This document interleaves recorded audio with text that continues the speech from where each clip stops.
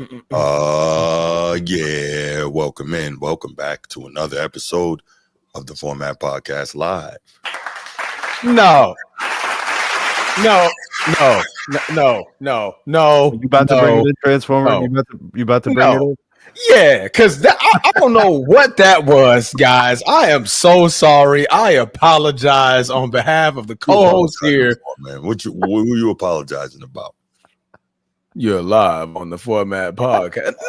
No. Yo, welcome to the Format Podcast, man. You are live with your main man, Bruce Hope, SMT Media Network. Got what you need, Sneed, and the Transformer. That's what I thought I said, you know. No, the enthusiasm wasn't there. It's all about the delivery, man. You know about the bars, man. You got to deliver it. I got you. How y'all doing, man? How y'all doing? What up, bro? Doing all right, man. Doing all right. Good to see you.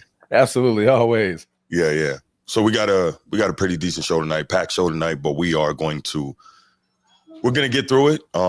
We're not going to make this an all-nighter. Well, I'm telling you that now, people. I'm telling you that now. This will not be an all-nighter.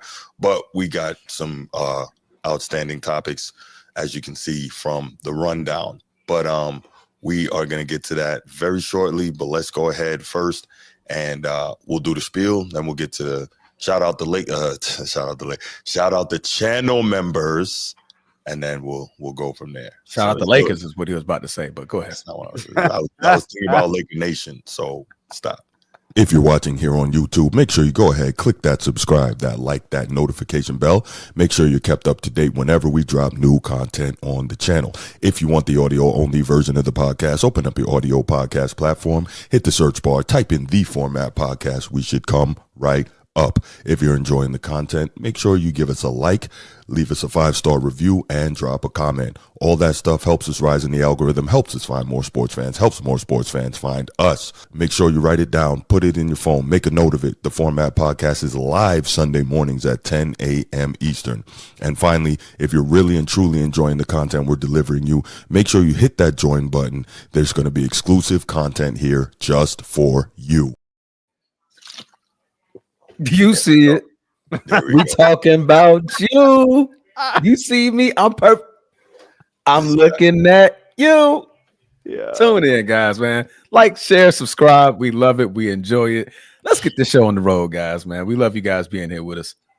Let's do it. All right. So first, let's give a shout out to the channel members. Of course, Laker Nation, host of the Be Ready Sports Podcast. And in order to be ready, you got to stay ready. Yeah. Shout out Laker Nation. Next up, shout out Chief Sid Bubba. Shout out to you. Shout out to the boys from Annapolis. Let's go. Anchors away, my boys. Anchors away. We good, man. Go ahead. Ready to. Right. How many more months of this? About 5. No, not about 5. No. What we got? What is this? The end of August? So we are from here. So it's to December. September, October, November, December. That's 4 months. 4 months. Okay, right, 4 months. Okay, but we're getting there. Shout out to It's Not That Serious. Was good. It's Not That Serious. And of course, Baltimore Bruce. What up, Bruce? What up, Stupid? All right, so before we get into the quick hits, Edward has a question for y'all. Uh-oh. Here we go. So the question is, in which NBA Finals run was more impressive, the 1995 Rockets or the 2011 Dallas Mavericks? I know the answer. 95 Rockets. That was Dream versus Lakers, right? Shaq. No. In the No, Shaq, that was Orlando. Mm-hmm. Which was more impressive? Rockets' run was crazy impressive. Remember that run was in the West. Yeah. Leading up to they swept the Magic, but remember what they did going up to the finals. Yeah, exactly. That they run did was in the crazy. Finals. Right. That run was crazy. Yeah, if you want to talk like run, it's Houston. It's Houston without a doubt. But that Mavericks run was really good too. If you look at who they beat, some damn good teams too. Yeah, they beat my Lakers. They beat in 5? Yeah, I think they beat us in 5. I think they swept us. Swept. I think we gentlemen swept us. Gentlemen sweep. Okay. If I can remember correctly. I mean, I remember It was we got JJ cooked for Barea sure. flying from Andrew Bynum going through that paint, bro. Oh yeah, he did. Flying. He's like, man, I'm out of here, bro. Y'all can miss this. Beat 4 teams. Yeah, so 57 plus wins, 4 teams. Like that's the best run since Kobe's run. Where he beat four. I think they were just 50 plus win teams. It wasn't 57 plus all teams, but I think Kobe was the next up. 57s, right? That was a tough run, bro. That was a tough run. I'm gonna go Houston. You Sneak? Hakeem the Dream. The dream. Yeah, I mean. So, do we have a consensus here? Yeah.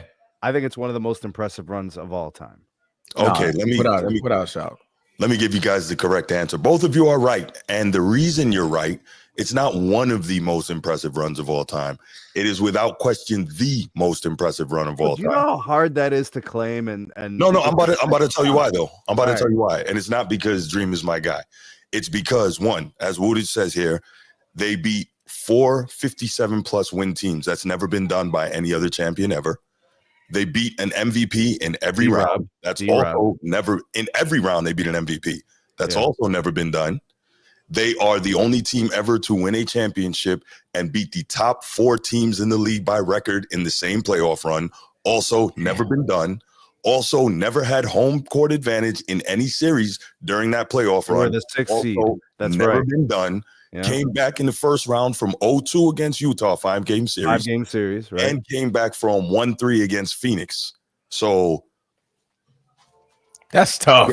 Greatest playoff run of all time, period. There's no question about it. That's tough. Yeah. Now, dominant run? No, man, that's my Lakers. Dominant. No, it's not the most. Right. No, you're right. But the most, the most impressive. The most impressive. Mm-hmm. Yeah, Houston got that one. Yo, Edward, you gonna stop saying the Dream duck Michael Jordan? You gonna cut that out, man? It's more so Jordan duck Hakeem, but no, never mind. Ooh. We know that. Ooh. Well, Mike is on wax saying that he's glad he never had to play the big Nigerian. Mm-hmm. Wax saying that. He feared one man. All I needed was him to say that. So be like, man, that would have been a good one right there. Yeah. It's like I might be 6-1. Yeah. But Edward doesn't want to give Dream and the Rockets their props. But I mean, team was crazy good. When you have that many things that no one else has ever done before or since, like, I don't understand how you can argue that, but it is what it is. There you go, Edward. I told you, but you didn't want to listen. What is your reasoning? Put it in the comments, Eddie. What is your reasoning that the Mavs run was better? The reason is why? Just because they beat because it's more recent. Miami Heat. Nah, Edward don't respect but anything. The Spurs beat the Heat. The Spurs beat the Heat. In fact, the Spurs probably beat a better Heat in 2014 than the 2011 Heat. Yeah, because they were jailed together at that point. At least Dallas caught them in the first run together. And they bolstered. Remember, they brought in Mike Miller. They had all these guys. Like, they just kept Ray Allen. Yes. Yep. Shane Battier. They brought in defensive stoppers. They brought in 3-point shooters, multiple of each. Mario Chalmers was at that point a veteran. North Cole off of the bench, right? Like, but we're not talking about. That's part of it. That's the 2011 finals. Edward is just upset because what it is, real talk. Edward he doesn't respect the previous generation, so he can't conceive of anything from the past being better than anything from now. That's all. Shame. Yeah. Shame. All right, let's hit these quick hits, y'all. Shame. I'm going to start off with quick hit number 1. My guy, Kyle Hamilton, go Irish, inked a 4-year, $100.4 million extension with $82 million guaranteed and is now the highest paid safety in NFL history. A lot of dough. Who cares? You said 100 mil? 100 mil. 100 Who mil. cares? I do. They suck. Huh? They suck. He doesn't suck. They suck. He said they suck, referencing the team. No, that's not true. They're not going to get past Buffalo. They're not going to get past Kansas City. Maybe not, but they don't suck. Okay, I just wanted to see if you get mad. You didn't even get mad. Good job holding yourself together, man. Yeah, that was good. No, shout out to Kyle Hamilton, man. He's a beast. He's a beast. Yeah, he got his bread. 4 years, $100 million? $100.4 million, $82 million guaranteed. Yes, sir. 4 years. Mm-hmm. 4 years. So $25 million a year average. Mm-hmm. I thought corners was getting 30 now. You talking about corners though? He's a safety. So safeties hasn't got that big boost yet. But yeah, but this raises the floor. Yeah, you know gotcha. He's the highest paid safety ever. Yeah, is he at 25 on average? Wow. Okay. those are. I mean, typically those were corner numbers. Yeah, right. Back in the day. Right. And then that's come up. You know. Mm-hmm. Got it. That's good news, man. Yes, sir. That's good news. Woodage, I will freaking boot about you to out say, of this. I apparently will you boot did you not out of see- here. Apparently, you did not see the short footage. I will boot you out of here, bro. But I do agree that that's a sign that he's going to retire.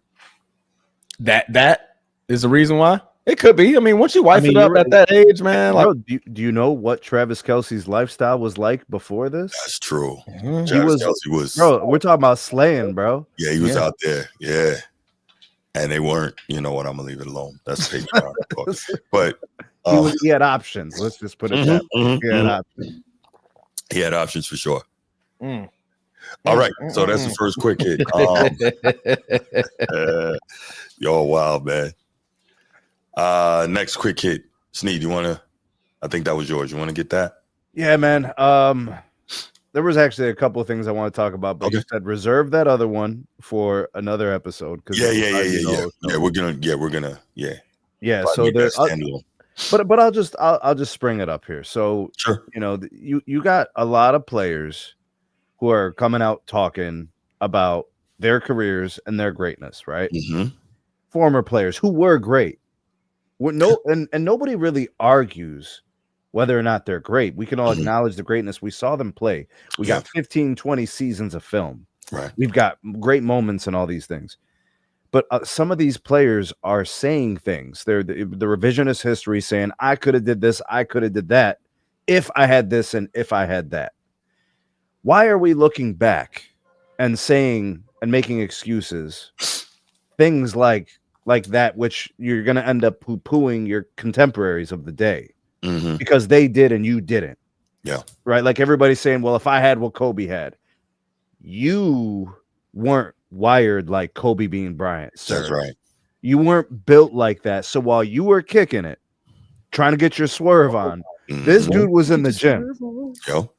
You see what I'm saying? While these dudes were out chasing, Kobe's putting up, left-handed hook shots 1,000 Kobe times. was chasing too, but But he still went to the gym at 3 a.m. Okay, yeah. You see what I'm saying? So they weren't doing that part, bro. Kwame Brown. We'll talk about that later. But I'm just saying, at some point, we got to start dinging these guys and start holding their feet to the fire for the inconsiderate, unintelligible things that they're saying. Facts. That violate logic and reason. Yes. And we got to start holding them accountable. We got to start dinging down their greatness. You're not as great as you say you are, and you're admitting it because you're making excuses after the fact, bro. You're not even making excuses while you're active. You're making excuses after. That is the worst, because if you knew better, you do better, and you didn't. Now, do you think? Now, my question for you on that one, Sneed. Do you think that the older players do it as well? That's who players I'm that talking pass. about. That's who I'm talking about. Okay, that's exactly who I'm talking about. Gotcha. They're coming. You mentioned Kwame Brown. I didn't know if you wouldn't say Kwame was. Is he? Yeah, we consider him an old. I mean, he's a legacy player. He's been retired for 15 years. Has he? At least. Been retired for a long time, yeah. Kwame Brown? He's been retired for a long time. Bro, I don't. Sorry, 15 years is crazy. He was drafted by who? The Wizards? At least 10 years. He's been retired at least 10 years. So he was drafted with like Jordan and them. Jordan who?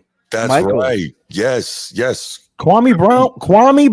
Played with Kwame MJ Brown was in drafted. Washington. Played with it. You said drafted. I'm like, wait, what? No, I'm saying like when Michael went to Washington. Yeah. He was on that team. Kwame was Like drafted. 2001, right? Dang. And he played 13 years. So, yeah, he's been retired for a long time. So it's been about 10 years. Okay. More than that. I remember I met him at LA Fitness one day out here in Jacksonville. Yeah. I don't have a problem with Kwame Brown, bro. I think he's a G for some of the things he says because not a lot of people are willing to say those things. I don't agree with everything he says. Not everything, but he'll say it, right? Yeah. And there's logic and reasoning to some of the things he says. But you got these fools coming out saying things that's some of it's just straight up bull-faced lies. Yeah. And other things are just they're trying to save face. You know, because they didn't reach the highest peak that they probably should have or could have or however you want to phrase it. They could have just did more, but it didn't work out that way. You don't need to make excuses though. Like Derrick Rose's happened. You know what I'm saying? Like there have been great players that just didn't work. It just didn't happen. You don't have to do that though. Definitely. Agreed. All right. Transformer, you got one? I got one more. Quick hit. Do I have a quick hit off the top of my dome? It's been rumors. It's been speculation. This Micah Parsons trade is actually getting a little interesting if you're a Green Bay Packer fan. Nah. It's been... If you're Jerry, you wouldn't trade Micah to the Packers. I'm reporting the news, sir. Reporting. I am the messenger. Don't shoot me, okay? All right. But there's been some rumbling, bumbling, stumbling. Brian Gutekunst had his interview today. I think it was today. Had his interview today about, the 53-man roster that we solidified up by 4 p.m. yesterday. And without being cued to it, he spoke of Micah Parsons. So it's been in conversation that he's mentioning that, well, with a guy like that, I mean, of course, we're doing everything we can to make sure that this is a legit possibility. So I'm not saying that there's a trade coming, but I'm just saying it's a possibility that something could be on the line of a Micah Parsons donning that green and gold, that beautiful cheese. Where that cheese head at? Where that this cheese is head not at? going to be. No, this is not going to be another Reggie White. You could put that to bed. Yeah. Yes. If I'm Jerry Jones, I'm trading this dude out of the conference. Why would I do that? Because we asked you nicely. Crazy. I wouldn't do that. But no, man, that's been it's been rumblings that it's more the more trade speculation is popping up, and Green Bay's name is at the top of that list of potential trade partners. We have the assets, we have the money, so could be possible. You know what? Last time we got a superstar defensive player, what happened? Charles Woodson, ring a bell? That worked out. Reggie White, that worked ring out. a bell? So did you call them or they called you? Who called who? Did Green Bay call them or they called Green Bay? You talking about the Cowboys? Yeah. Oh, no, this has just been in discussion. Okay. It's just been in discussion. Yeah. There's been no telltale of who called who and who's calling what. Green Bay, I would assume Green Bay will be the one reaching out for sure. Saying that they're interested in possibly trying to, see what Steven got going on over there. And they'll entertain it. They'll listen to what they have to say. They'll hear them out. Man, listen, if I'm Jerry and Green Bay calls, all you hearing is not gonna be able to do it. Hey man, he has a disgruntled player right now. And not to the Packers. Yes. That doesn't even but the fact that a call will be made, it's like, what's happening? Like, what's happening? Hey, Sneak got what you need. He got what you need. Man. Hey, what's happening? And Jerry's probably like, what you talking about? What you talking about? You got something over there. I don't know what you're talking about. You got something over there. They're both gonna slow roll it, right? Yeah. They're gonna be playing it smooth. And I don't know if anything will come of it. I don't think so, but you explore, bro. Yeah. Jerry is a businessman at the end of the day. So Jerry takes the call, and when Green Bay gives him some crazy offer, he's going to be on the other end like,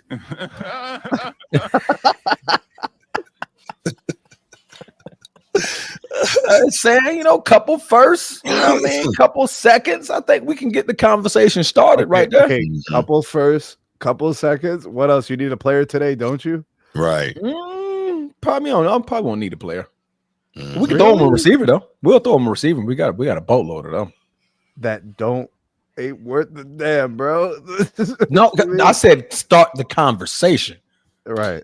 I'm not saying that's going to be the end all be all. You start off with first 2 seconds, and then you have a conversation. Call. I don't know how you do things up there in Wisconsin, but this is Texas. Well, obviously we see how y'all do it out there in Texas. Right, it ain't good. I want to know, can you guarantee me a championship if I deliver you Michael Parsons? Because all I keep hearing from my people down here is the rings and things you sing about, bring them out. I don't know what's going on. Yo, that would cue Hey up. man, Crazy. I'm just saying that would be interesting though. That would be very interesting. Oh yeah, I mean, I would be surprised if something actually came of this. she has to get her cameo in. He does. It's all good. It's love. They said, "Hey, baby." Wow, that would be interesting. All right, so one more quick hit, and then I'm gonna open up the phone lines because Edward is begging to call in. And this got to do with us that we're wrong. By the way, Bruce, Rockets. Yes. When the calls come in, you can use that Kawhi laughing clip while they're talking. I know, right? Say something goofy. You could throw that out there. I know, right? But let's oh yeah. So the last one. So I guess now these polls and rankings are, I mean, they do it all the time, but being that this year they seem to be even more egregious, CBS Sports has now put out theirs, and this is their top 25 players of the millennium, right? No. Wait, which league? Which league? CBS Sports of the NBA. They put out their top players of the last 25 years. You notice the lists in the NBA are always the worst, but like the other 2-3 major sports always kind of sort of get some things right? Well, but because we know what the NBA is trying to do, though. You know, when they're not playing, their whole thing is about getting attention. So I wanted to just touch on two quick things from that list I found utterly ridiculous, egregious, and give us the most egregious ones. Yeah, one, they ranked Jokic ahead of Shaquille O'Neal. Whoa, what? Already? Yeah. Damn. See, defense means nothing to these people. And okay, here's the other one. They ranked Steph ahead of Kobe. Again? This is CBS now. Yeah. So they had Steph is number 2. Steph is number 2. LeBron is number 1. Timmy is number 3. Jokic is number 4. I think Shaq 5, Kobe 6. I know, Sneed. I know. Okay. The 21st century. Yeah. That's 2000. Correct. I don't know how Kobe or Tim Duncan is not number 1 here. I just don't know. If you go 1 and 1A, I'm cool with that. If you go tie for first, I'm cool with that. Then you can put LeBron second, and anything after that, I'm good with. But I just don't know. You put Jokic ahead of Shaq. How does that happen? It actually discredits the entire list. It does. It does. You know, like it kind of just falls apart. That's an easy thing to do. Like if somebody says to you, in the last 25 years, Shaq or Joker, like that's not hard. Not hard. They're factoring MVPs. Like Kobe and Duncan, you trying to separate those two is hard. You know what I'm saying, Bruce? Separating Kobe and Duncan, like you're trying to choose one or the other, that's hard. Right. Exactly. Because you have to think a lot of things, and you're like, well, maybe this or that. And that's why I'm like 1-1A or a tie at first between Kobe and Timmy. This ain't hard, bro. Yeah.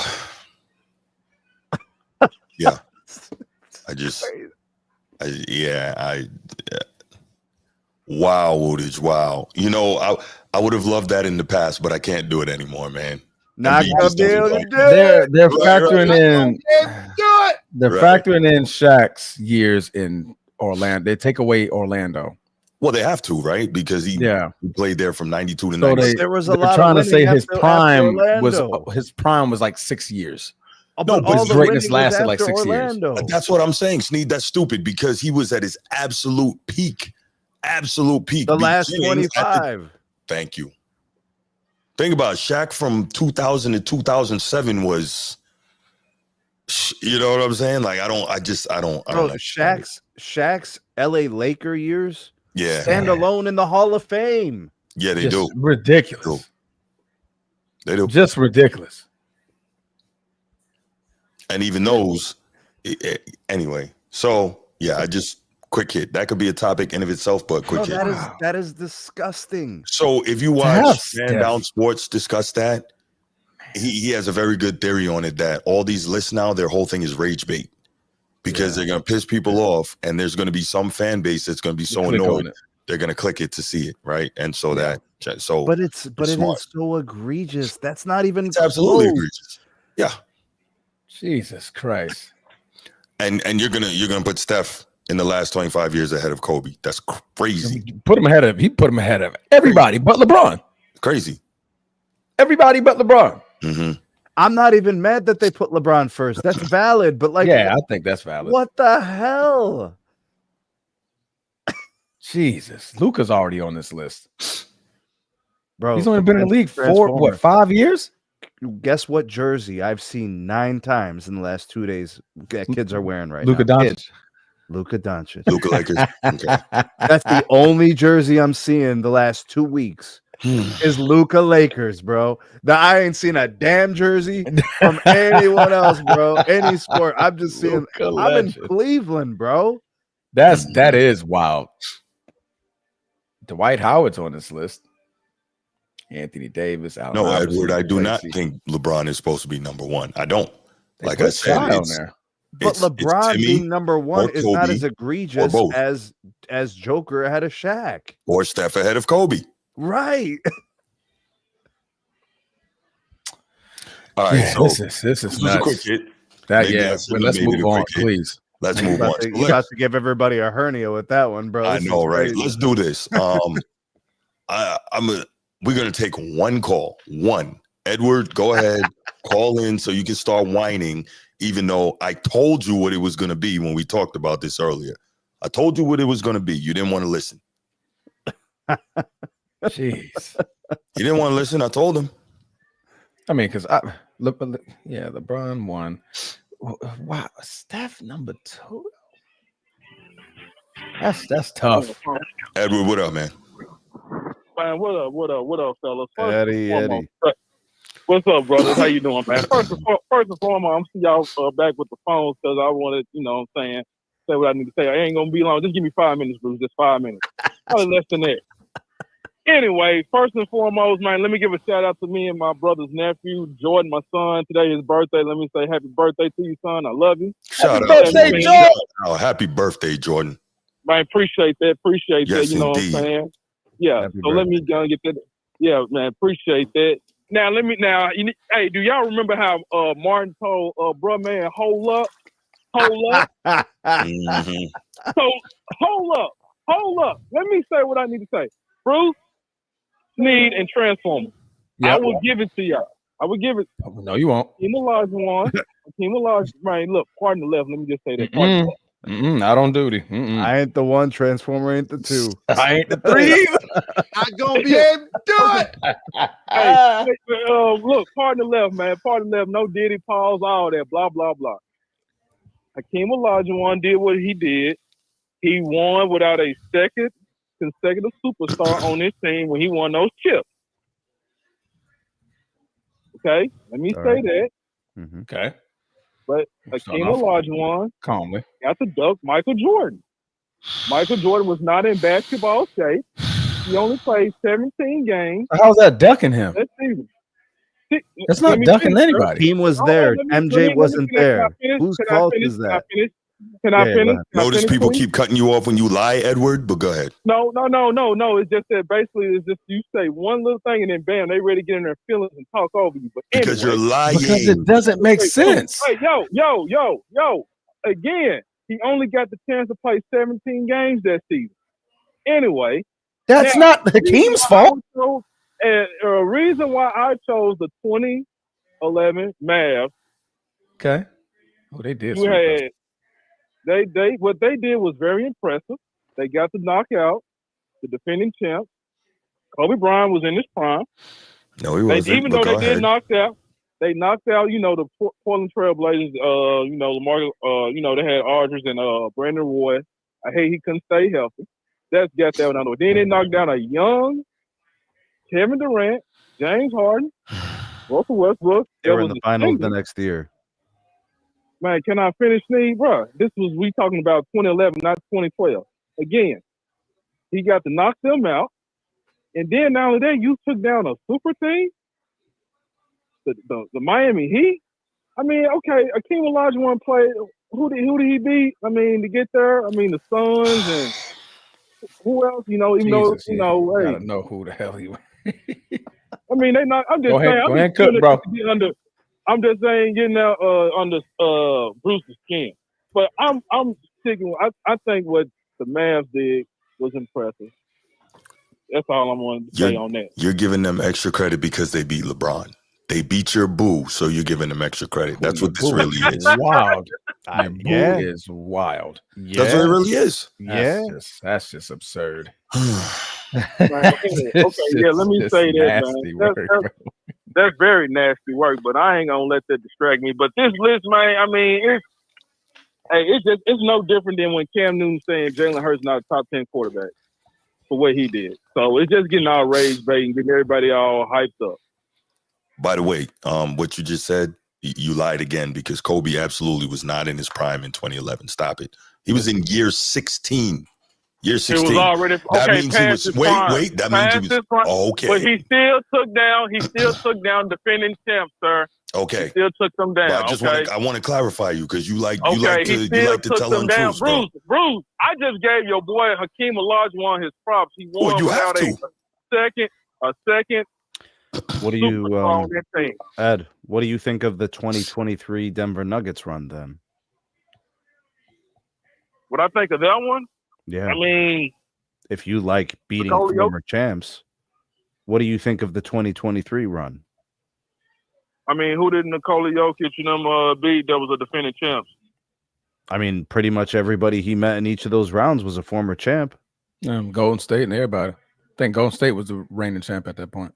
I'm just saying, if it's about beating former champs, because that's what you mentioned, there's other teams that beat more former champs. But you see, I also mentioned that so he took down the big three too, though. You know, that's what it keeps getting back to. But that's the bottom line. That's the bottom line. Is you're impressed by the Heat because up to that point, it wasn't that impressive. So it was not impressive for him. The Rockets 95 was more impressive, is what I'm saying. Yeah, like clearly, it's not even close. Hakeem Olajuwon took down David Robinson. Yeah, he was the MVP that season. It's not just. Yeah. He was Defensive Player of the Year. I watched the highlights, man. I fell asleep on it. But anyway, I'm gonna let somebody else call in. You know what I'm saying? I appreciate y'all giving it time. Thank you, Bruce, man. I really appreciate it. You can calm down and drink your water, man. I love y'all. Y'all have a good. I'm gonna keep watching the show. Man, appreciate you, bro. Get out of here, man. Go eat some birthday cake, man. Yeah, man. Edward better be chocolate, bro. Don't be buying that vanilla cake, bro. Cut it out. Nah, I don't do chocolate cake, man. Nah. What? Ugh. You don't do chocolate cake? Not at all, man. Only vanilla. Not only vanilla cake, but vanilla cake, lemon cake, citrus cake, blueberry cake. I don't like chocolate cake at all. Bro, that is the only way to do cake. No, man. It's chocolate cake, bro. Triple chocolate, double chocolate. Bruh. I do not like chocolate cake at all. Well, guess who does? Hakeem loves chocolate cake. He might. Hakeem, your dream. But that's for him, not for me. Oh my goodness. All right, y'all. Let's go ahead and take it to this first topic. All right. So when back to these crazy lists, when Bleacher Report came out with their list, what was that, a month or two ago? And they did their top players of the 21st century. And it became a huge thing because they had Kobe outside the top 10. They had Steph ahead of him. And then all of a sudden you started hearing people saying things they should not say, which Snead alluded to in his quick hit. And one of those was Tracy McGrady talking about how, you put me with Shaq and you don't think I get 3 rings? And no. But you know what, Snead, go ahead, take it from here and transform it. It's Look, he's stressed.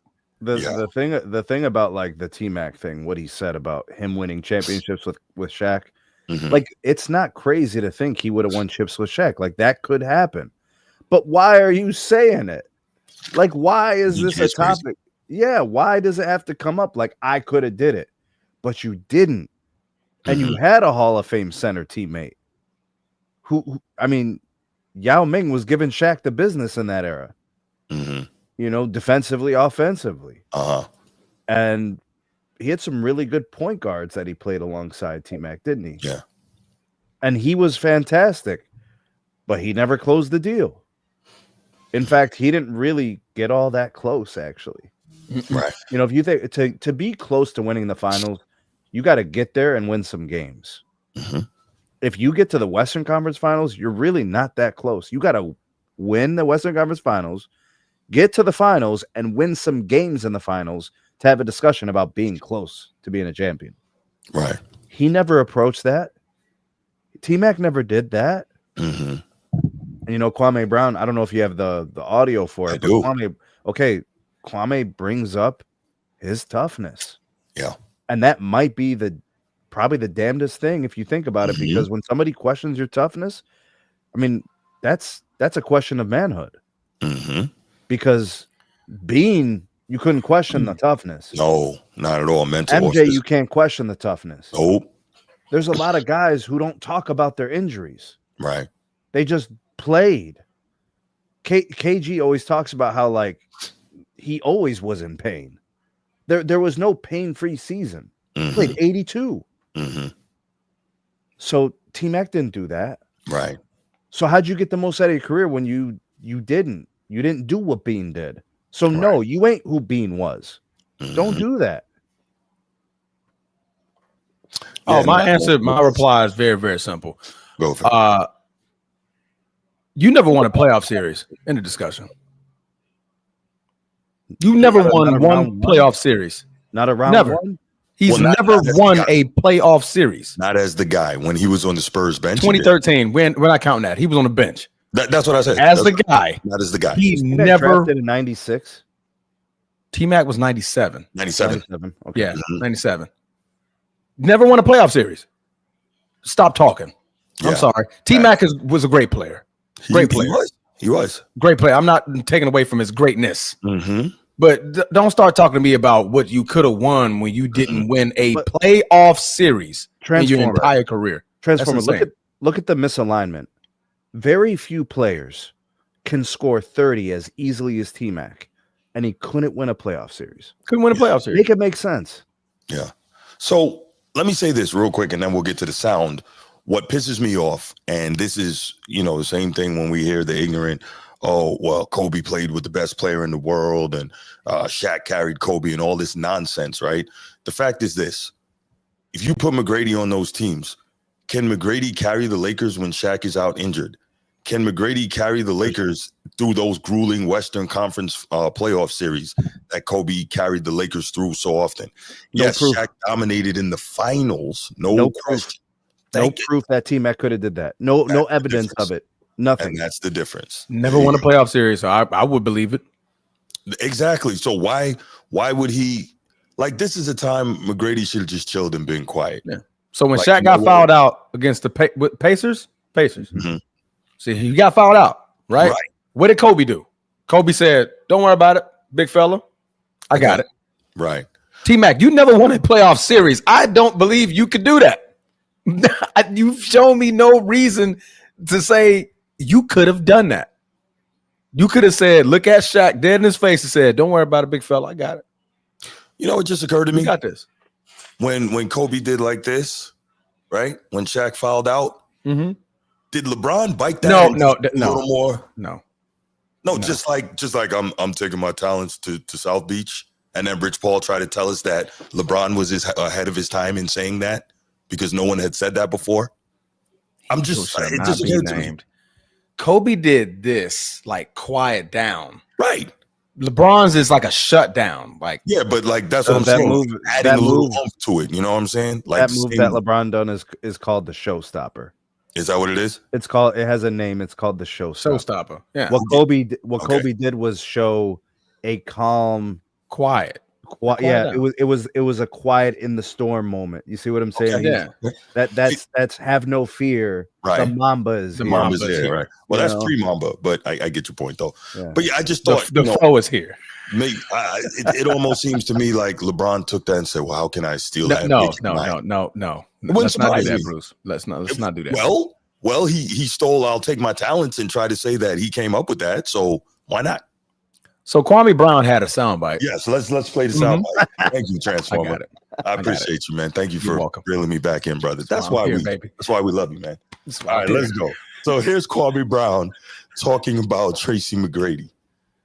Never play for that, and that's why you ain't never win. You want to sit up here and snicker and kicker about somebody else like you was somebody great. You was a goddamn naturally God-given talent that didn't work, you punk. And when Kobe got around you, he zapped your energy. He even said it. You were one of the most offensively gifted players he'd ever played against. He even said you gave him problems in one-on-one. But guess what he said about you? Even he said you were lazy. You would get hurt in workouts. Nobody even touching your soft self. You getting hurt and cramping up and passing out in workouts.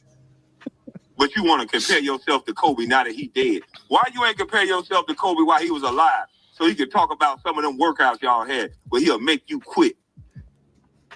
Why don't you talk about that? Why don't you talk about when you and Bean used to work out together? You want to call him your brother. That Bean would make you quit. Would make you say uncle. And now you want to compare yourself to him now that he can't defend himself.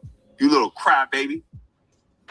You want to rewrite history. Well, if I was, imagine Kwame Brown saying that. Well, if I was to trade places with Kenya and went to play with Jason Kidd, where I could use my athleticism and just run and jump and dunk and then post up, I would and not play with Gilbert Arenas, I would have been in a better position. Not play with Michael Jordan. You think I wouldn't have won? He makes You a don't point. get to do that, you crybaby. You not like that. You not in that status. Were you a hell of a player? Yes. Could somebody chuck you in the back and rattle you? Yes. Could they get physical with you and you quit? Yes.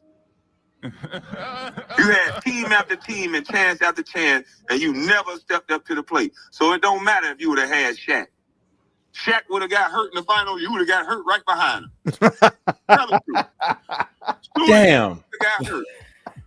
In that finals that Kobe took over, you would have got hurt right behind him. Soon as it was your shining moment, nigga would have tapped you on the back and you would have fell out like you was dead. You would have had to come get you with a stretcher. You'd have been laying face down on your stomach. You want to sit up here and talk about somebody now you dead, now that they passed away and they deceased. You niggas want to talk. You supposed to be Tracy McGrady. You've never seen a superstar talk like this about another player other than a soft, I-eat tuna, jello belly guy like Tracy McGrady. The NBA is a fraternity. You never seen guys get up here and joke and play about another man's. You know how they say don't kick somebody while they down? They was calling me bust all over the world. So in y'all opinion, in y'all eyes, I was down. When have you ever seen a superstar player in the league talk about a player like this punk? You don't see Kobe doing that. When Kobe spoke about me, he didn't talk like this. This is a punk that ain't never been around me. And if he had been around me, I guarantee you he wouldn't have said no shit like this. Because he would have went up. This lazy-ass soft punk. Tell me when I'm telling lies. Wow. I told you, Bruce. I told you it was scathing. Yes. Because all of that in there, it has nothing to do with ability. No, because he said it. He said he's one of the most naturally God-gifted, players. So yeah, he said that from the beginning. That was all what's inside. Mm-hmm. Right? That's the DNA. That's the philosophy. That's the mentality. Mm-hmm. That's the will. Yeah. That's the commitment. That's the sacrifice. See what that was Dr. Kwame giving his diagnosis of Dr. Kwame is crazy. That's Dr. Kwame is crazy, bro. Yeah, he gave his diagnosis of tiny heart syndrome. That's what he did. Wow. Yeah. So I rather enjoyed that. I can't front. But if T-Mac doesn't say those things, Correct. we're still celebrating his greatness as the player he was. Yeah. Now we're dinging him Because he had to open his mouth though. He didn't have to make that stupid comment. Because like I said earlier, there's no way, as nice as he was, that he would have been able to carry the Lakers when Shaq wasn't able to. And that's where I give Kobe so much credit during that time playing with Shaq. And if we're real, the other part that we keep freaking forgetting, right, is, Kobe played with the best player in the world. Kobe got 3 titles riding Shaq's coattails. Cool. But Kobe showed y'all he didn't need Shaq to get it done. So we can't even, let's just say, for the sake of argument, that nonsense I just said is true. Let's just say that. At the end of the day, Kobe said, okay, fine, hold my beer. And he showed y'all that he didn't need Shaq, and he went and got it done. So went 3 more times. Right. So shouldn't that argument be out the window anyway, even if it was true? It is. I mean, I'm just... It was out the window. And look, y'all know I'm no Lakers fan. Y'all know. Come on, man. bro. Hold up. Because the thing about Tracy McGrady, yes, great. He's such a great offensive talent. Right. Offensive talent. What's the other thing that you have to do in basketball? It's offense and what? What's the other thing? Starts with a D. Defense. Defense. Yes. We forget Kobe was first, second team, all defense too. Come on, man. 12 times. So when Shaq sat down, first team, I'm the best defender and best player on the floor. Right. Best offensive scorer on the floor. Right. Both. That takes. Bro. Yeah. That takes mental fortitude, grit, grind, and the want to. Hard work, hard ethic. The fro mentality was real. Yeah, no doubt. The Kobe fro was for real. I'm about to give you 30, and you about to be struggling heavily on the offensive end because I'm checking you. Tracy didn't do that. There's no proof. 0-8 in the playoff, 0-8 in the playoffs. 0-8. Mm-hmm. Never won a playoff series. Orlando, Houston, or Atlanta. You were even in Atlanta. Couldn't give. Come on, man. The Spurs thing, I'm not counting that. He played 31 total minutes in the freaking in that playoff series. He scored 0 points. He was 0 for 7. Right. For an entire playoff run. So I'm not factoring that in. He's 0-8. Hold up. Can we talk about how Tracy McGrady, from his first year in Houston to his last year in Houston, all his numbers were dropping every year. But Yao Ming's were getting better every year. They were together. Can we talk about that? If you want to. I mean, Yao Ming's in the Hall of Fame, bro. Mm-hmm. If you want to. I mean, do you want to look up and down that roster for some talent? Oh, we did that. Shane Battier, Rayford Alston. Who else? They had another defender. Meta Sanford Artest. Yeah, Meta Sanford Artest. They had Battier was there. Yes, them boys had talent. They didn't cross the street, bro. Aaron Brooks, Steve Francis was still on that team. Oh, yes. Yep. Steve Franchise, that's right. Bro, Yao Ming was playing 82 a year. Mm-hmm. Like 2-3 times. Couldn't get it done. T-Mac was playing 70 and 47. And 66 and 35. Mm-hmm. Yeah. Kwame's right, bro. Yeah, he is. But you know what? Yao Ming won a playoff series, though. But here's my question, though. Real talk. Let's keep it a buck. Did Kwame have to put McGrady in the pan like that?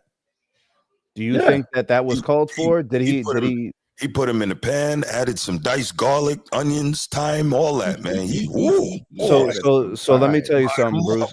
Let me tell you something, Bruce, with more of a question. Sure. Is the next person who's going to come out of pocket, they're going to think twice about it now? Yes. Because Kwame is going to, yeah, correct. Touche. I think he's a national treasure at this point. Agreed. The series that was won in Houston, Yao Ming had won a playoff series. Mm-hmm. That was without Tracy McGrady on the court. Tracy, when he was on the court with you, you could win a playoff series. Right. How am I supposed to believe you can take Shaq and do the same thing? Come on, man. Come on. I can't do it, man. Kobe won championships with Shaq, where there were series where Kobe was the most dominant player on the floor. Correct. And if I'm looking at times they beat the Spurs, and they don't do that without Kobe going off because he was averaging like 40. This is why I get so annoyed with the narrative. But go ahead, Edward. Yes, I'm calling your name. Yeah, and if I look at Yao Ming, he was averaging 25 a game. He was averaging 10, 11 boards a game. Yeah, he was. I'm watching T-Mac's numbers it go from 25 when he got to Houston to like 15 in his last year. Half healthy year in Houston. It's not even half healthy. He only played 35 games. And that's the only comparable time frame where you could say he had a chance at winning. He didn't have those same types of players in Orlando. Yao Ming was a good piece, like those guys, that team they put it to Houston was supposed to compete. The expectation was to compete. So Nino, real quick. No, it's not about whether or not he was better than Kobe. And no, he didn't say that. It was the nonsense he said that, well, if you put me with Shaq, you don't think I get 3 championships? No, you don't. No, you don't. They don't work like that. Hold on. They put Dwayne Wade with Shaq for 3 years, and they got one. They got one. That's right. They put Shaq with LeBron, and they got none. They got none. What do? Well, they're gonna say, that was old Shaq. That wasn't, Whatever. But I'm not. You know what? He who shall not be named. I'm not gonna. Okay. But I'm just looking at Shaq's career, and I'm trying to figure out at what point was Shaq doing everything. He clearly could not do everything. Right. He could do a lot for most of the game. He did not do everything. Right. He was a dominant, brutal force. That's where it stops. He sure was. Other than that, your best defender was Kobe. Other than that, who can go get a bucket at any point of the game? Kobe. Yeah. Who couldn't get fouled out? Kobe. It didn't matter how the game went. Kobe was good in it. Yeah. It didn't matter how it was being played, how the game pace was. It didn't matter if it was a defensive struggle or if it was a shootout. That's what Bean did.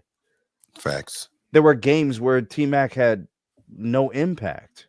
I mean, somebody told me that there was a game where he played 31 minutes and scored 0 points. You can't get a free throw, dog? Can't get a free throw, dog? Yeah, it's crazy. You couldn't get one? You're supposed to be an elite scorer and you can't. Yeah, that's... Yeah. Get a free throw, bro. That is kind of wild. They free, dog. They're free. Right. Yeah, it's a bad look.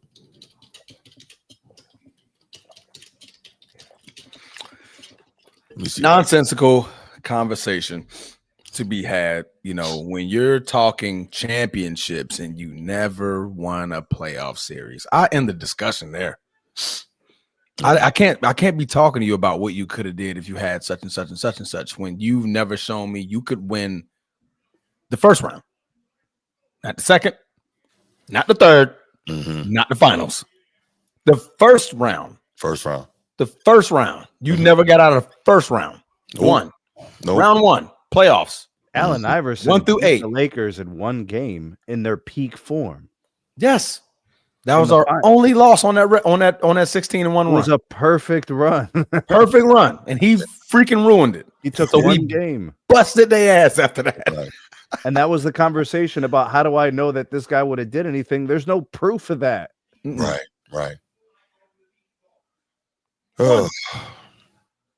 One. Okay, Edward, I got to respond to this transfer. You know what? No. What's that? Oh, no. All right, thank you. I'm not. All right, let's go ahead and open up the lines, y'all. Let's open up the lines. We'll take a couple of calls. And listen, stay on topic, y'all. Stay on task, stay on topic, all right? And what are you laughing at, Steve? I already know what's about to happen.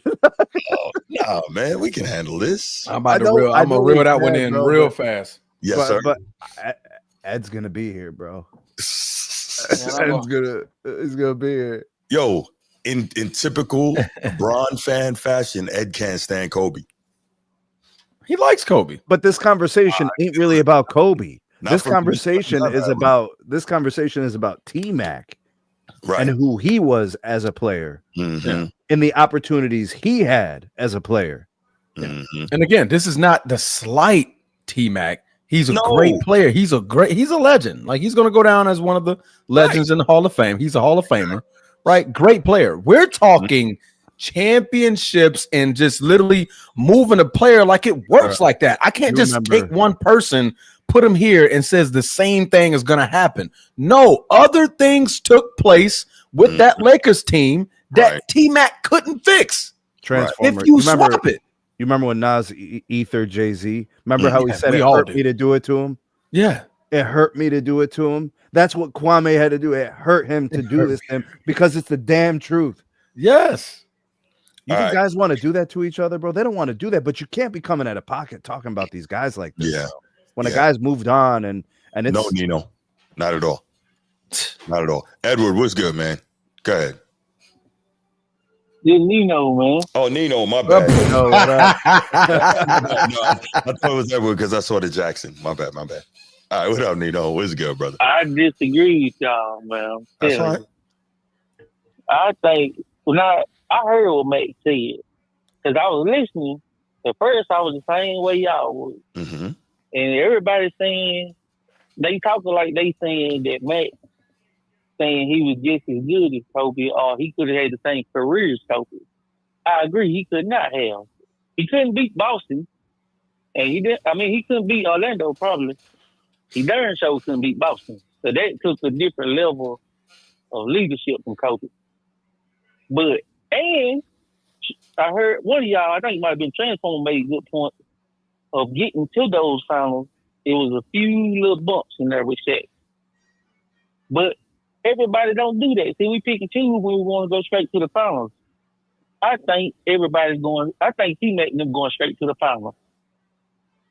You put T-Mac in place of Kobe in them finals, they win in them finals. Now, the Lakers were just a better team all around. That don't mean T-Mac ever been better than Kobe. That's not how winning a game, that's not how it goes. It's a team. The whole team was better than every team they faced. Jason Kidd and them was pretty good. Reggie Miller and them, I just went back and watched AI because AI my favorite player. AI and Kobe was close. But in that year now after that, I don't know what happened to AI. Kobe turned into something else. Right. But in 01, AI and Kobe was close as you get. Shaq and Mutombo, that wasn't close.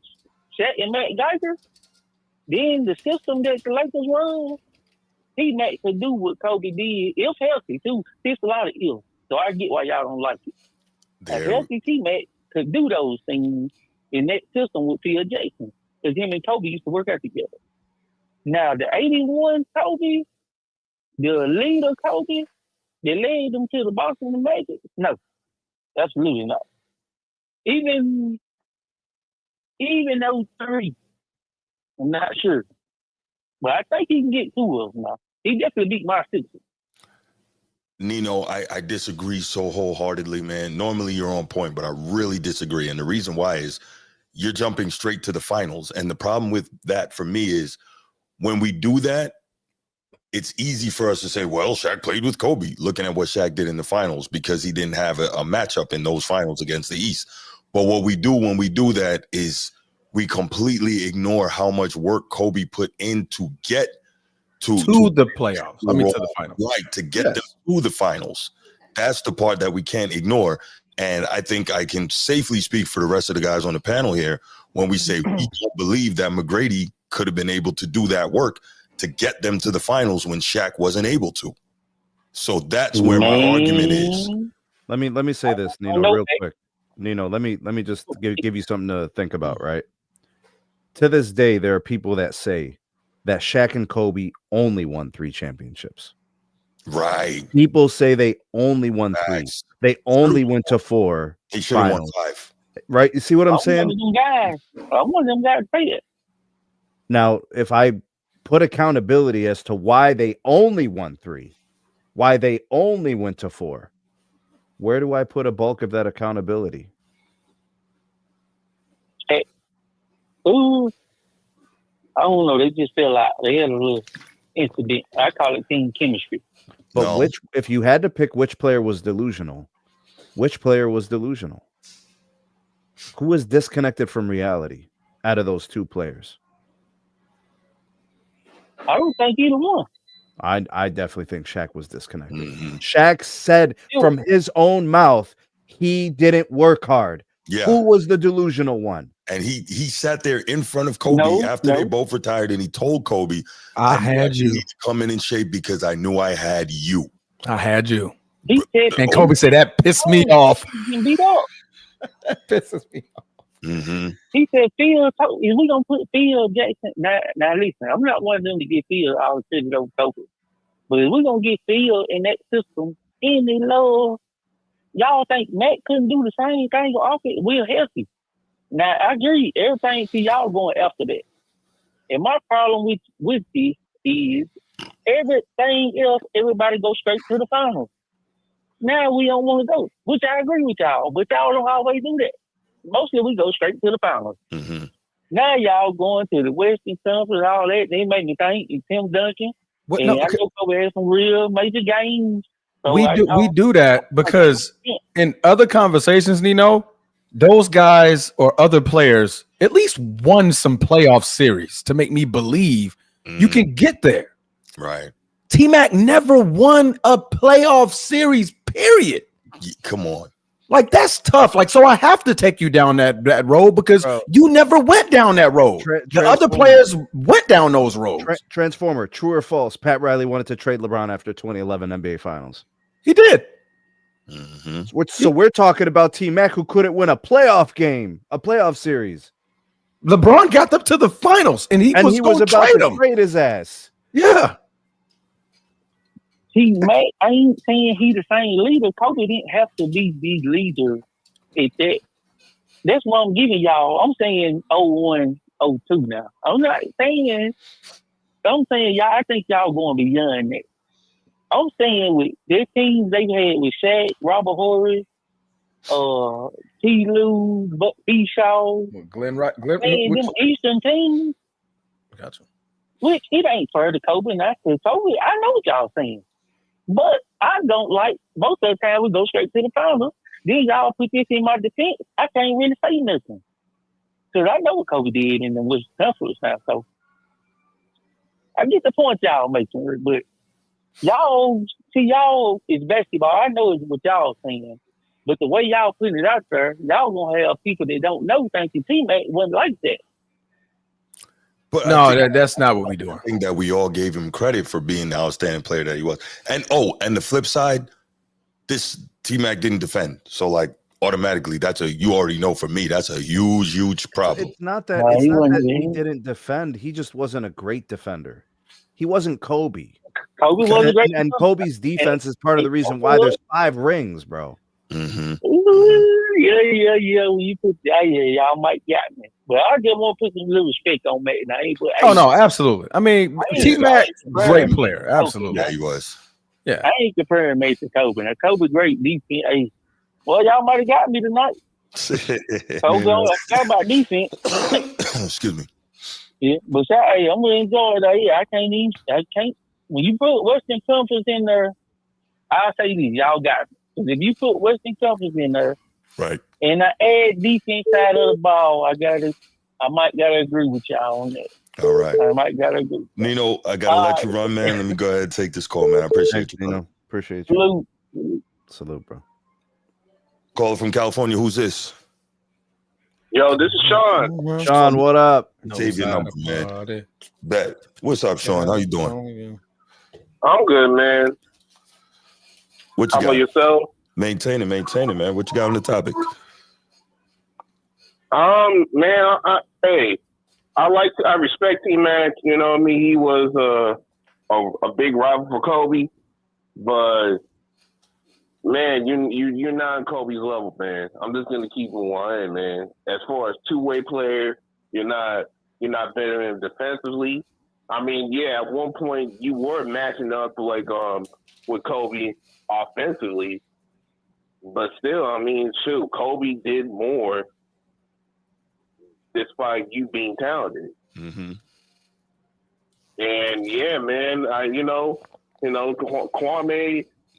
I'm just gonna keep it real, man. The dude's the wrong messenger to talk about all that because what he did for the past several years, man, making excuses for his bus life, but yeah, on this regard, he's 100% right. Mm-hmm. True indeed.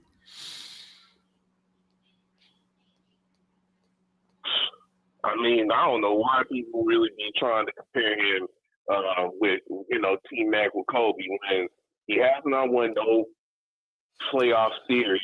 He hasn't even tried to even like go up the ante in order to win important games. Like, yes, man, like T-Mac is clutch, but again, he's like, I don't know how. Hold up, Sean, real quick, Sean. Oh, I don't think any of us, I don't think you, me, anybody here, I don't think any of us are going to even entertain Kobe and T-Mac comparisons. This is just this is simply about you could take anyone, plug and play, and all of a sudden you start winning with Shaq. That's what this is about, right? We know where Kobe's at, right? Right. This is about man, like, Shaq is so great and T-Mac is so great. Mm-hmm. They would have instantly won. It would have been like instant pudding mix, like add water. No. And it's not that. Regard, right. Yeah, on that regard, that's far from the truth. Like, people gotta realize that Kobe Bryant was the one who pushed Shaq to win those during that 3-peat. Not Shaq pushing Kobe Bryant did it. It was Kobe who did that. Mm-hmm. Kobe won more than Shaq. Shaq has said that after that 2000s run, I'm good. Mm-hmm. He's kind of like what Anthony Davis did when, during that 2020 run. He said, man, I'm done with getting the championship. I'm good. Mm-hmm. I'm just going to live good in LA. I'm just going to continue scoring, get my stats up, and just have a Hall of Fame career. Kobe did not say. Kobe's like, hell nah, man. I'm getting that championship. Man, the reason why Shaq won so much, the reason why Shaq won so much and had so much individual success was because he was so big. And the reason why he didn't win more is because his mentality was, I'm so big, I don't need to work. It's crazy to think about the thing that gave him his greatness was the thing that kept him from being greater. Yeah. Yeah. I'm also going to say that another reason why he did not win that many championships because he underestimated his competition. Like, at the time, Shaq was the last Mohican because of that 90 centers. Are you talking about the Hakeem after the Hakeem series in 95? Yeah. Yeah. Yeah, it's like after that, he's like, man, like, I know there's always an excuse. With Shaq, there's always an excuse. Always. That is true. My hands are too big. The free throws. They're fouling me. I had Kobe. I had the best player. Why would I work hard? It's always an excuse. You know what, though? Rick Barry, and Shaq admitted this, Rick Barry offered to teach Shaq, the toilet bowl free throw thing. Shaq was like, he wasn't going to do it because it doesn't look cool. But imagine, imagine if he got up to 65, 70% from the line, how many more points he has. He might have been all-time leading scorer. Did he shoot like 56 for his career? It was pretty bad. Something like in the 50s, right? About a check. Yeah, it was in the 50s. Like around 50, 53, 56. And I remember some parts of some seasons when he was at the free throw line, and how they show the statistics for the averages at the bottom while they're shooting. It was like 49. Yeah, 52.7 for a career. Oh, yeah. Imagine a shot in the NBA that's unchallenged. That's a coin flip. Yeah. Well, I'm saying, imagine if he made 60% of those. Is he the 8th point scorer in the NBA history? No, when he retired, what was he, 6th, 5th or 6th when he retired? So, right, but a couple guys have passed him since. Right. Yeah. So, but look, he could have done it because as a rookie, he shot 67% from the free throw line. Because I tried. That's what he said. He was trying. I remember there was a game where he hit some clutch free throws and he said, "You can call me Shakovich." Bro, like, you know how he says, he says things like, I hit him when they mattered. yeah, he did. Bro, in fourth quarters of games, his free throw percentage goes down like 5, 6, 7, 8% from his like quarters 1 through 3. Mental. But he says, I hit him when they mattered, bro. What is he saying? And that is why there was the Hack-a-Shack. Man, Shaq is a habitual liar. You know, I got love for him. He is a big habitual liar. Habitual line stepper.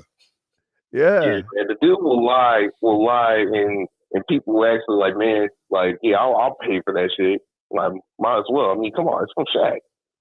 What are you gonna lie for me for? You know, it is what it is. But I mean, yeah, man, like they're not happy. Man, like, they're not happy with their careers, Sean. So they do this. It wasn't good enough because LeBron went ahead of them. Kobe goes ahead of them. You know, all these other guys are ahead of them. They don't like it, so they gotta say something. Yeah. I mean, we live in an era where every player nowadays has platforms in order to make whatever type of narrative they want when it comes to their career. Platforms to lie. Shit. For the example, coming from Kwame Brown, of all people. But I don't think Kwame has lied for the most part about his career. You know. Oh, come on, bro! Like, the dude pretty much made excuses about him saying that, I came, even though people roasted me for not working hard, I came to the NBA for just money. But he still will use Michael Jordan as a scapegoat for hurting his mentality in the game.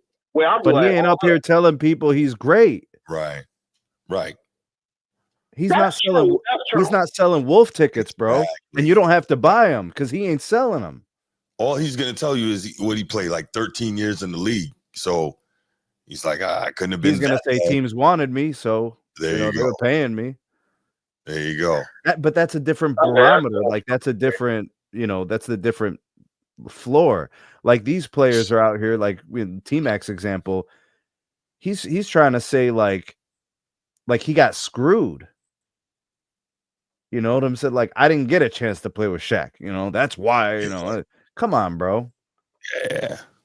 Bro, you have chances, bro. You have chance. You play with a plethora of great players who were all-star level talent. Like, shoot, you could have just gone to the Phoenix Suns if you wanted to get a championship, but you choose to pick these type of selections to where that it's going to make it hard for you to get a championship. I mean, just be honest here. Imagine if Tracy McGrady, instead of going to the Houston Rockets, he goes to the Suns. You have Shaq, you have Nash, you have Amari Stoudemire, and you got Tracy McGrady. Imagine that. And what if they actually did have a good playoff run and go into the Western Conference Finals? Yeah. Come on, man.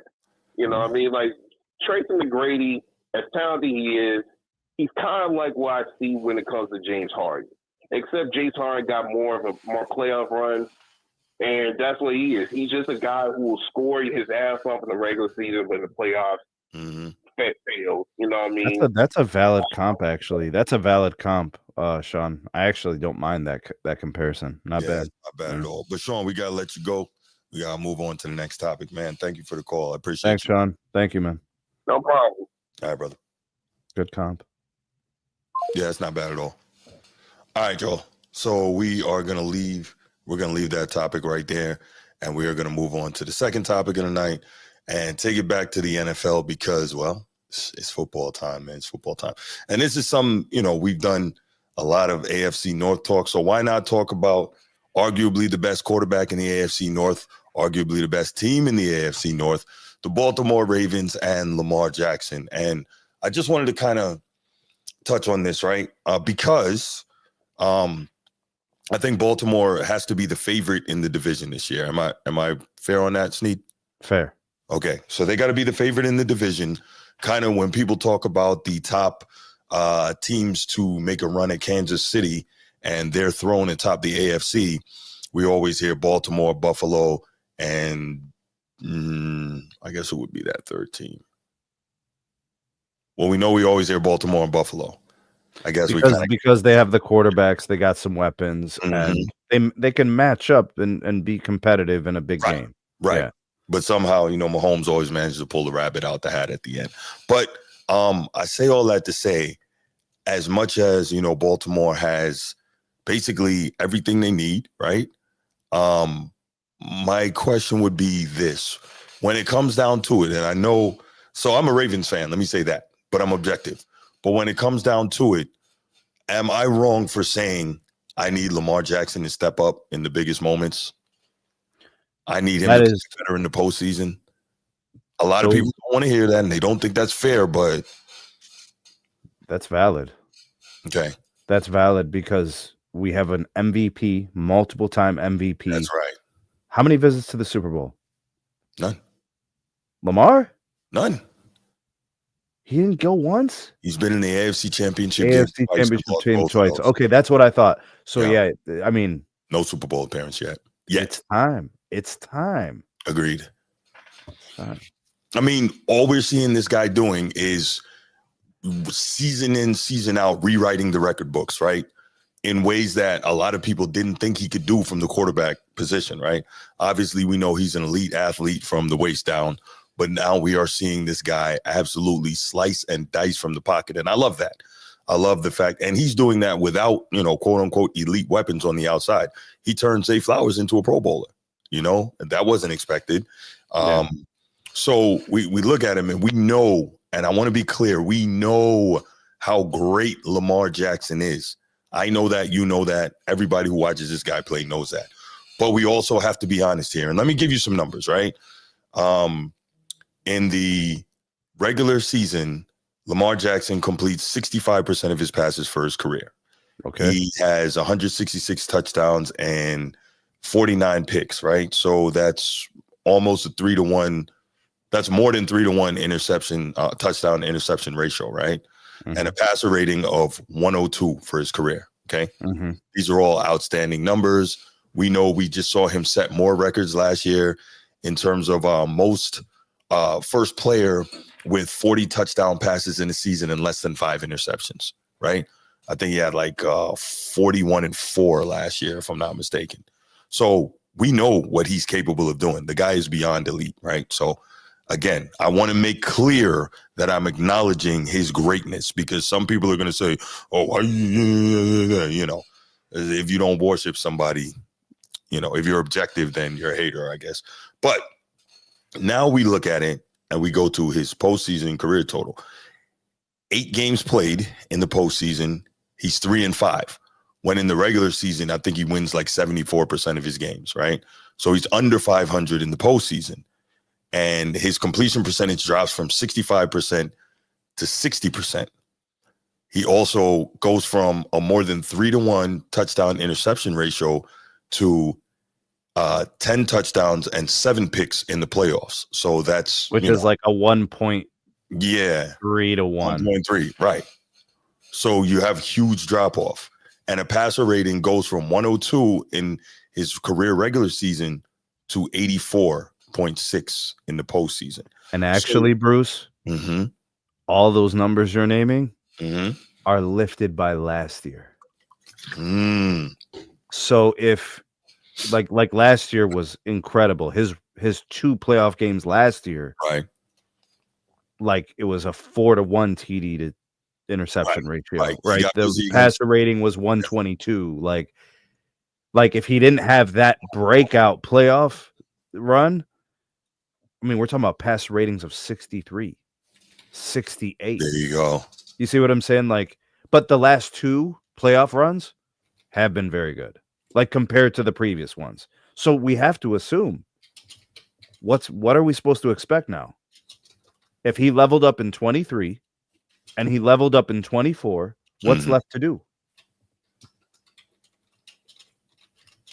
It's frustrating, but my greater frustration is this stuff should be obvious, but when you point this stuff out, you get attacked for not being down or going at the brother or hating on the black man or, Bro, Lamar Jackson is winning league, but I'm not. Lamar Jackson's winning league MVPs. There's nothing left to do but get to the Super Bowl and win. Exactly. So my expectations are based on what he's shown us that he's capable of. It's like I give this example all the time, right? When you are a very good student, right? If you're an A student, and you know this, you're a teacher. When you have A students and you get B work from them, a B is still a very good grade, right? But you know the student depends who the student is, right? Because you know that student is capable of giving you A work. So you're like, yo, what is this? You know, what are we doing here? Even though a B, still a very good grade. So it's like, okay, with Lamar, we know his level of greatness. We know what that is. So when we get frustrated and we don't see it, and we see all these turnovers in the playoffs, and what do we know? When you lose a turnover battle in football, invariably you lose the game, plain and simple, right? When you lose the turnover battle, you lose the game. And Lamar Jackson has a turnover problem in the postseason. I mean, that's not my opinion. That's just a fact. For instance, everyone talks all the Lamar apologists love to talk about his legendary second half against Buffalo in the divisional round last year, but they ignore the fact that if he doesn't have 2 turnovers, right, then he doesn't have to have a legendary second half. So, I mean, well, they coach the game different. They call the game different. They hold on to the ball in a different way. Maybe the running passing ratio is different. You're not taking certain chances. Right. And then obviously his stats would look different too. He wouldn't be compiling all those yards. You'd be like, oh man, he threw for 300 yards that game. Well, right. He didn't get the win and he threw for 300 plus yards. What if he only had to throw for 219 but got the dub? Right. Well, I don't think he's a guy that's looking for stats. I don't believe that. No, not him, but it's those guys that'll talk about the stats. I got you. Like, oh, he was so productive. Look at these numbers.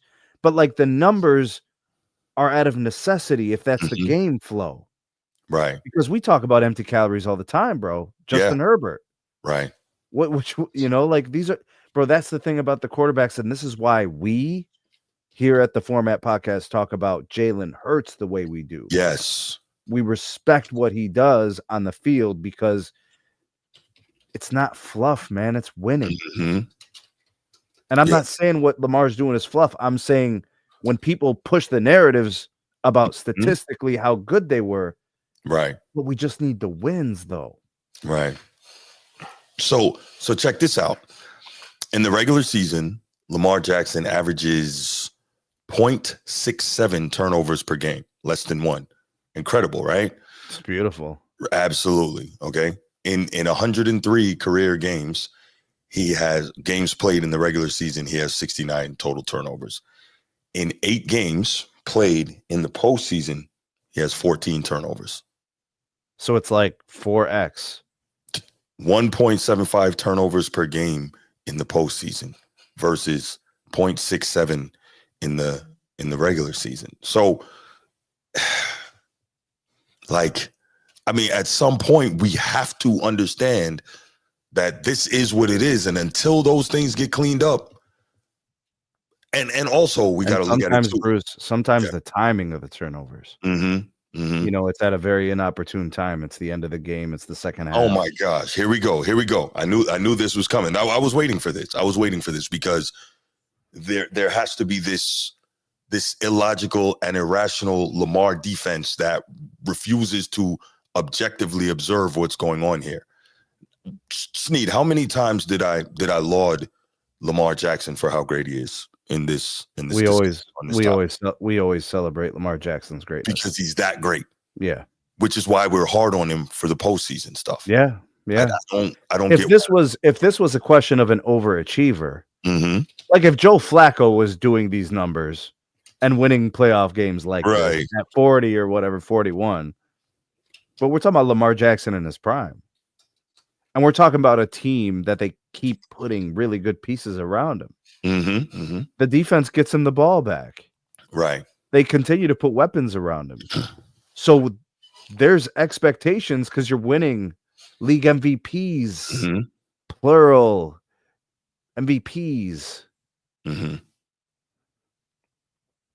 So check this out, right?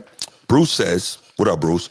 Turnovers are so overrated when it comes to wins and losses. Look it up. So, Bruce, Thank you. You inspired me. I did look it up. And since the year 2000, because you know me, I come with the, I'm a facts guy, right?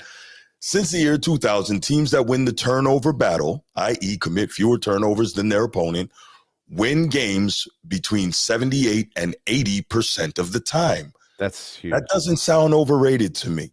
So if you were a gambling man, yes, you would bet that and win 80% of the time. I'm just saying. Just saying. You got to like those numbers. I'm just saying.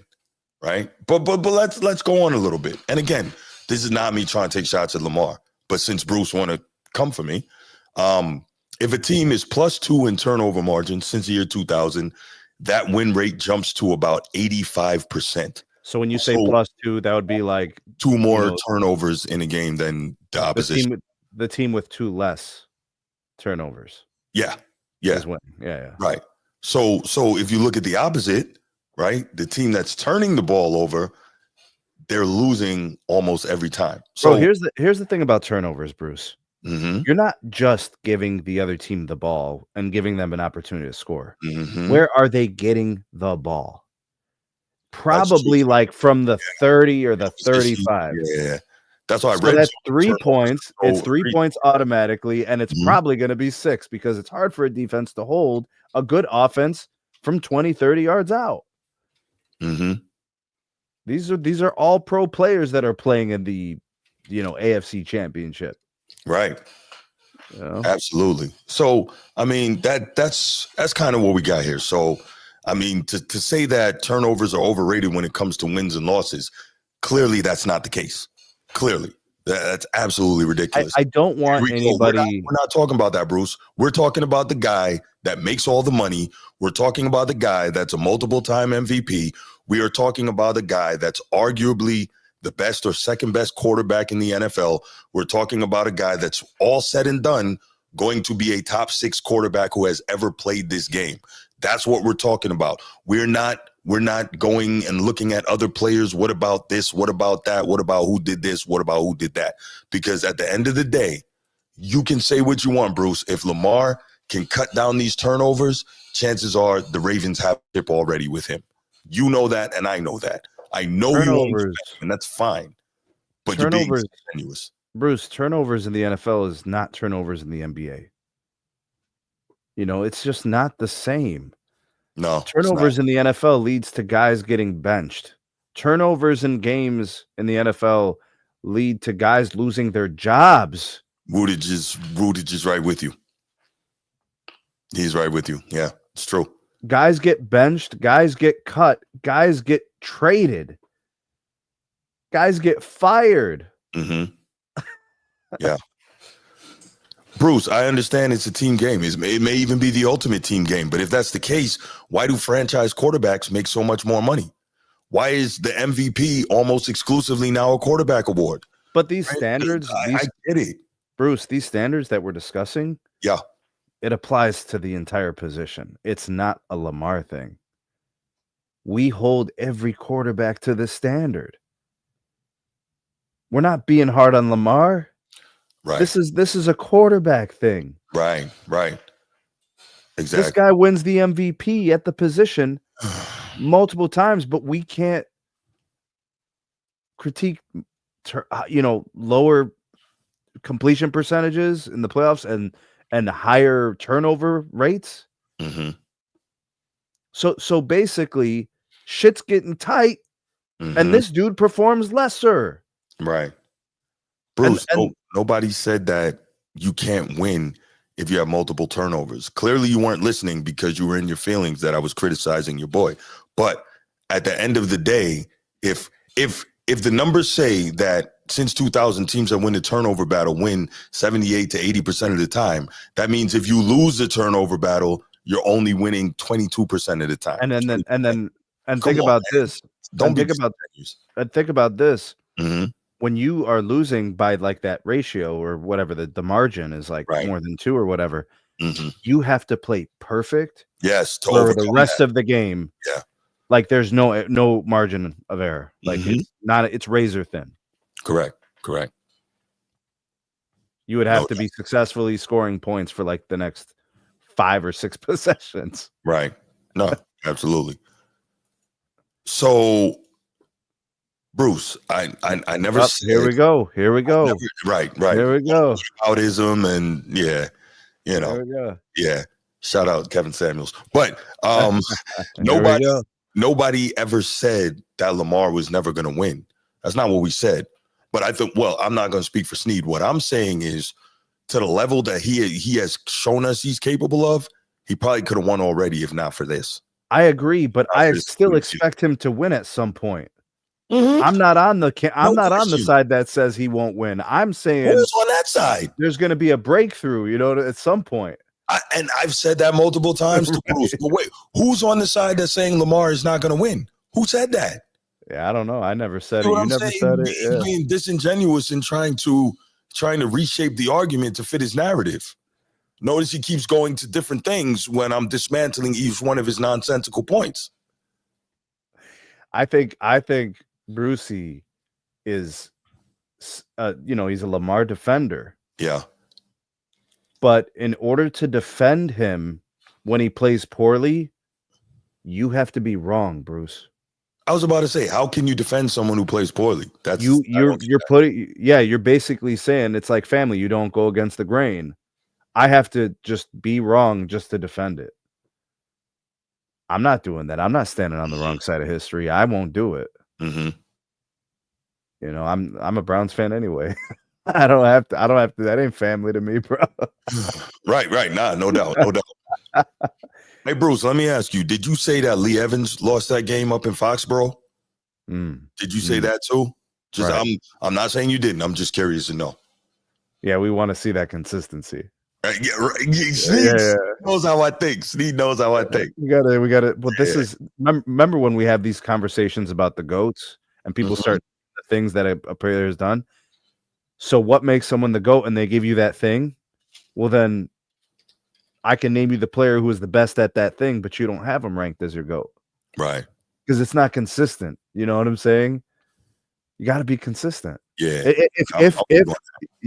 If you're going to do this Lamar defending thing, Yeah. And honestly, and that's one thing that y'all should know watching this show and calling in and talking to me, interacting with me, whether it's my team or not, I'm the same way all the time. I'm consistent. Yo, he's blaming the kicker now, bro. He's blaming Billy Cundiff, bro. Yeah.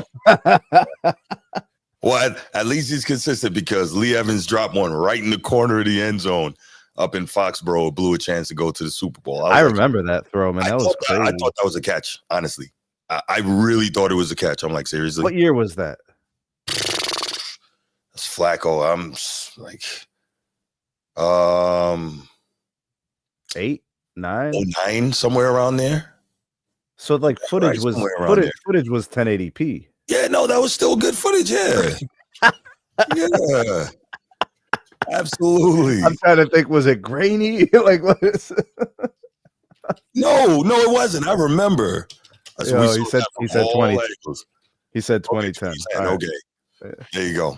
Oh, 2011. Okay, maybe the playoffs 2011, so maybe in January or something. Yeah.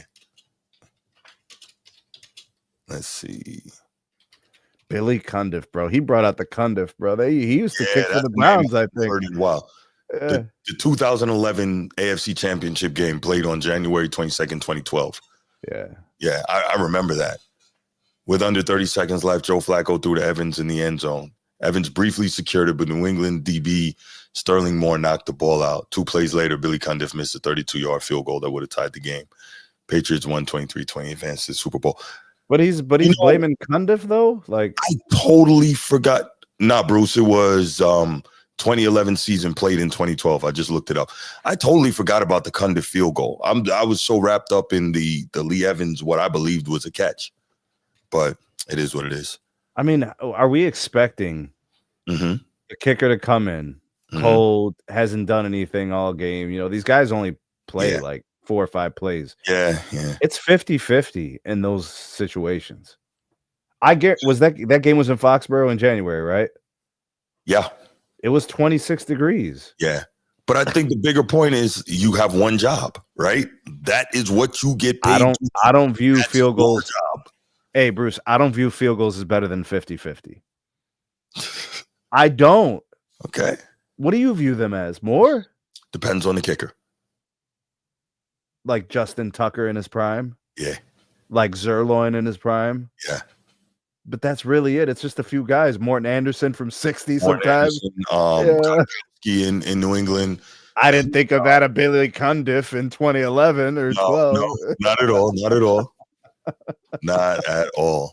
Billy Cundiff, bro. This is Billy crazy, Cundiff. bro. All right, let's go ahead. Yeah, let's open these lines up. Let's take a couple calls. Bruce. I already know I'm going to get one, but that's okay. That's it's just crazy, bro. I like to think that I would like to think that I was pretty objective in how I presented that, and I gave, I did the research on it first. So he ain't Lamar ain't Justin Herbert. At least, No, nobody would ever be. No, of course not. Oh my gosh. No, you cannot compare Lamar and flowing hair. You can't do that. No. Not at all, man. That's terrible. Oh my goodness. Yeah, you can't do that. I gotta look at the MVP favorites this year. Look at the betting odds. Let's see where the money's going. Yeah. Because I know Lamar's going to be up there. You know it. He's got to be. Okay, here it is. Josh Allen opened plus 550. Lamar opened plus 500. It's Lamar. Mm-hmm. Yeah, I mean, look, I think he's going to be. Joe Burrow's plus 600. Patrick Mahomes plus 650. Jaden Daniels is plus 850. Like, they're all further away. Like, actually, some betting odds have Lamar plus 430. I think Lamar is going to be right there among the favorites every year, as long as he's healthy, Because, again, he's that great. It's an expectation. People are expecting more from him than Joe Burrow. Correct. And actually, based on the money, they're expecting more from him than Josh Allen. Yeah. But real quick, man, that season Joe Burrow had last year, whoa. Well, when do you want to start looking? You know what I'm saying? Because, like, I mean. Let's take this call. Bruce at work. He's sneaking the callers. What up, Bruce?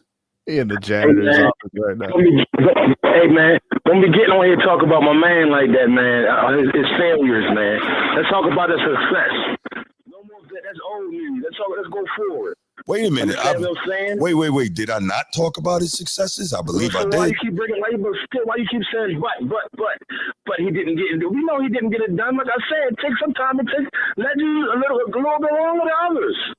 Why do we keep talking about this? Can you move forward? No. Damn, man. No. I think you use a secret Josh Allen glazer. That's what you actually is. And the Joe Burrow glazer. We didn't even talk about those guys. I'm just saying, that's how Bruce is for past shows. No. He's a secret glazer, man. I'm a secret glazer because I'm objective and I can give other guys credit for what they do. Every time I bring up Lamar Jackson or someone's bringing up Lamar Jackson, you always say, but he got to get it done. He don't have to get it done. What's wrong with that? The team has to get it done. Say Flowers got to hold on to the ball and jump into the end zone. Mark Andrews got to hold on to the ball, man. Hold up. 2018. Hold on. 2018, 2019, 2020, 2023, 2024. What did Zay Flowers do in all 5 of those runs? What about the game what about the game he had that the Ravens defense gave out all them goddamn touchdowns to the Tennessee Titans when Dirk Henry damn near threw Earl Thomas in the goddamn stands? The defense was some shit that night. I get it. That happens, but we're talking about 5 playoff runs that contain 2 league MVPs, and you just got to break through. Sneed, okay, but still, his time is not here yet. His time going to come. He still got 7 great years in him, barring injury. Is he more likely to break through with you making excuses or with us holding his feet to the fire? Excuses. I'm just sick of people keep talking about he got to get it done. No, the team got to get it done. Yes, he's made turnovers, but Also, other people have made mistakes, not being where they're supposed to be, not holding on to the ball. Understand what I'm saying? Earn snaps. Understand what I'm saying? Bad calls. Hey, Bruce, when, not if, when the Ravens win their next championship with Lamar Jackson at quarterback, who you think is going to be the Super Bowl MVP? Just out of curiosity. We can't say that yet, yo. No. If you okay, got him. Got him. We can't say that yet, yo. We know who it's. Just put that on him, yo. We know who it's going to be. Player. It might be a wide receiver. It might be a kick returner. You never know, yo. You can't say that, bro. You know who it's going to be. You can't say that, bro. You know who it's going to be. It's the same guy who makes the most money. It's the same guy who is multiple-time MVP. It's the same guy that everybody knows is a top 3 or maybe even top 2 quarterback in this league. It's that guy. Come on, man. This time will come. And when it comes, you're going to break through and you're going to win multiples. Sometimes it don't I happen agree. as soon as others. I agree, he will. Bruce, I've always agreed with you that he will. Let me say this to you, Bruce. Once you talk about he is going to get it done, not he's got to get it done. Talk about he's going to get it done with emphasis. Put the same emphasis and passion behind he's going to get it done. I have said multiple times that he's going to get it done. But yes, he does. You talk with a lot of doubt in my man. I don't think you fully invested in him like the true Raven. You ain't no true Raven. I forget you're a New York boy. You're a Maryland guy. Yeah, you ain't really. You say with Josh Allen anyway. You said it last year on one of the shows. You would take Josh Allen over Lamar. I didn't say that. You tried to trap me into that. I didn't say that. Yeah, go ahead and find that. I didn't say that. When I get a chance, when I get home. Yeah, you tried to trap me into that. I didn't say that. No, I didn't. Let me say Josh Allen was the MVP. He deserves the MVP. That's what you say. No, so wait. That's two different things from saying I would take. That's two different things. Okay. You didn't say the first thing, but you didn't say Josh Allen deserved the MVP, even though Lamar deserved it. Yeah, no, I did say he deserved it. And you want to jump the family, bro? You can't go against the family. Oh my gosh, I can be objective. That's what I do. When the family balling out. Hey, Bruce, you know I had to call fuck with you, man. I know you did, man. I know you did, man. I'm doing all right, brother. I'm doing all right, man. I appreciate you calling, man. Sneedy, what's up, shorty? What up, brother? What up? I'm just a little happy because I'm ready to get off, man. And hopefully I can catch the lesson when I get home by the last topic because I didn't want to say something about that. I'm going to hit y'all boys back, though, bro. All right, brother. Have a good one, man.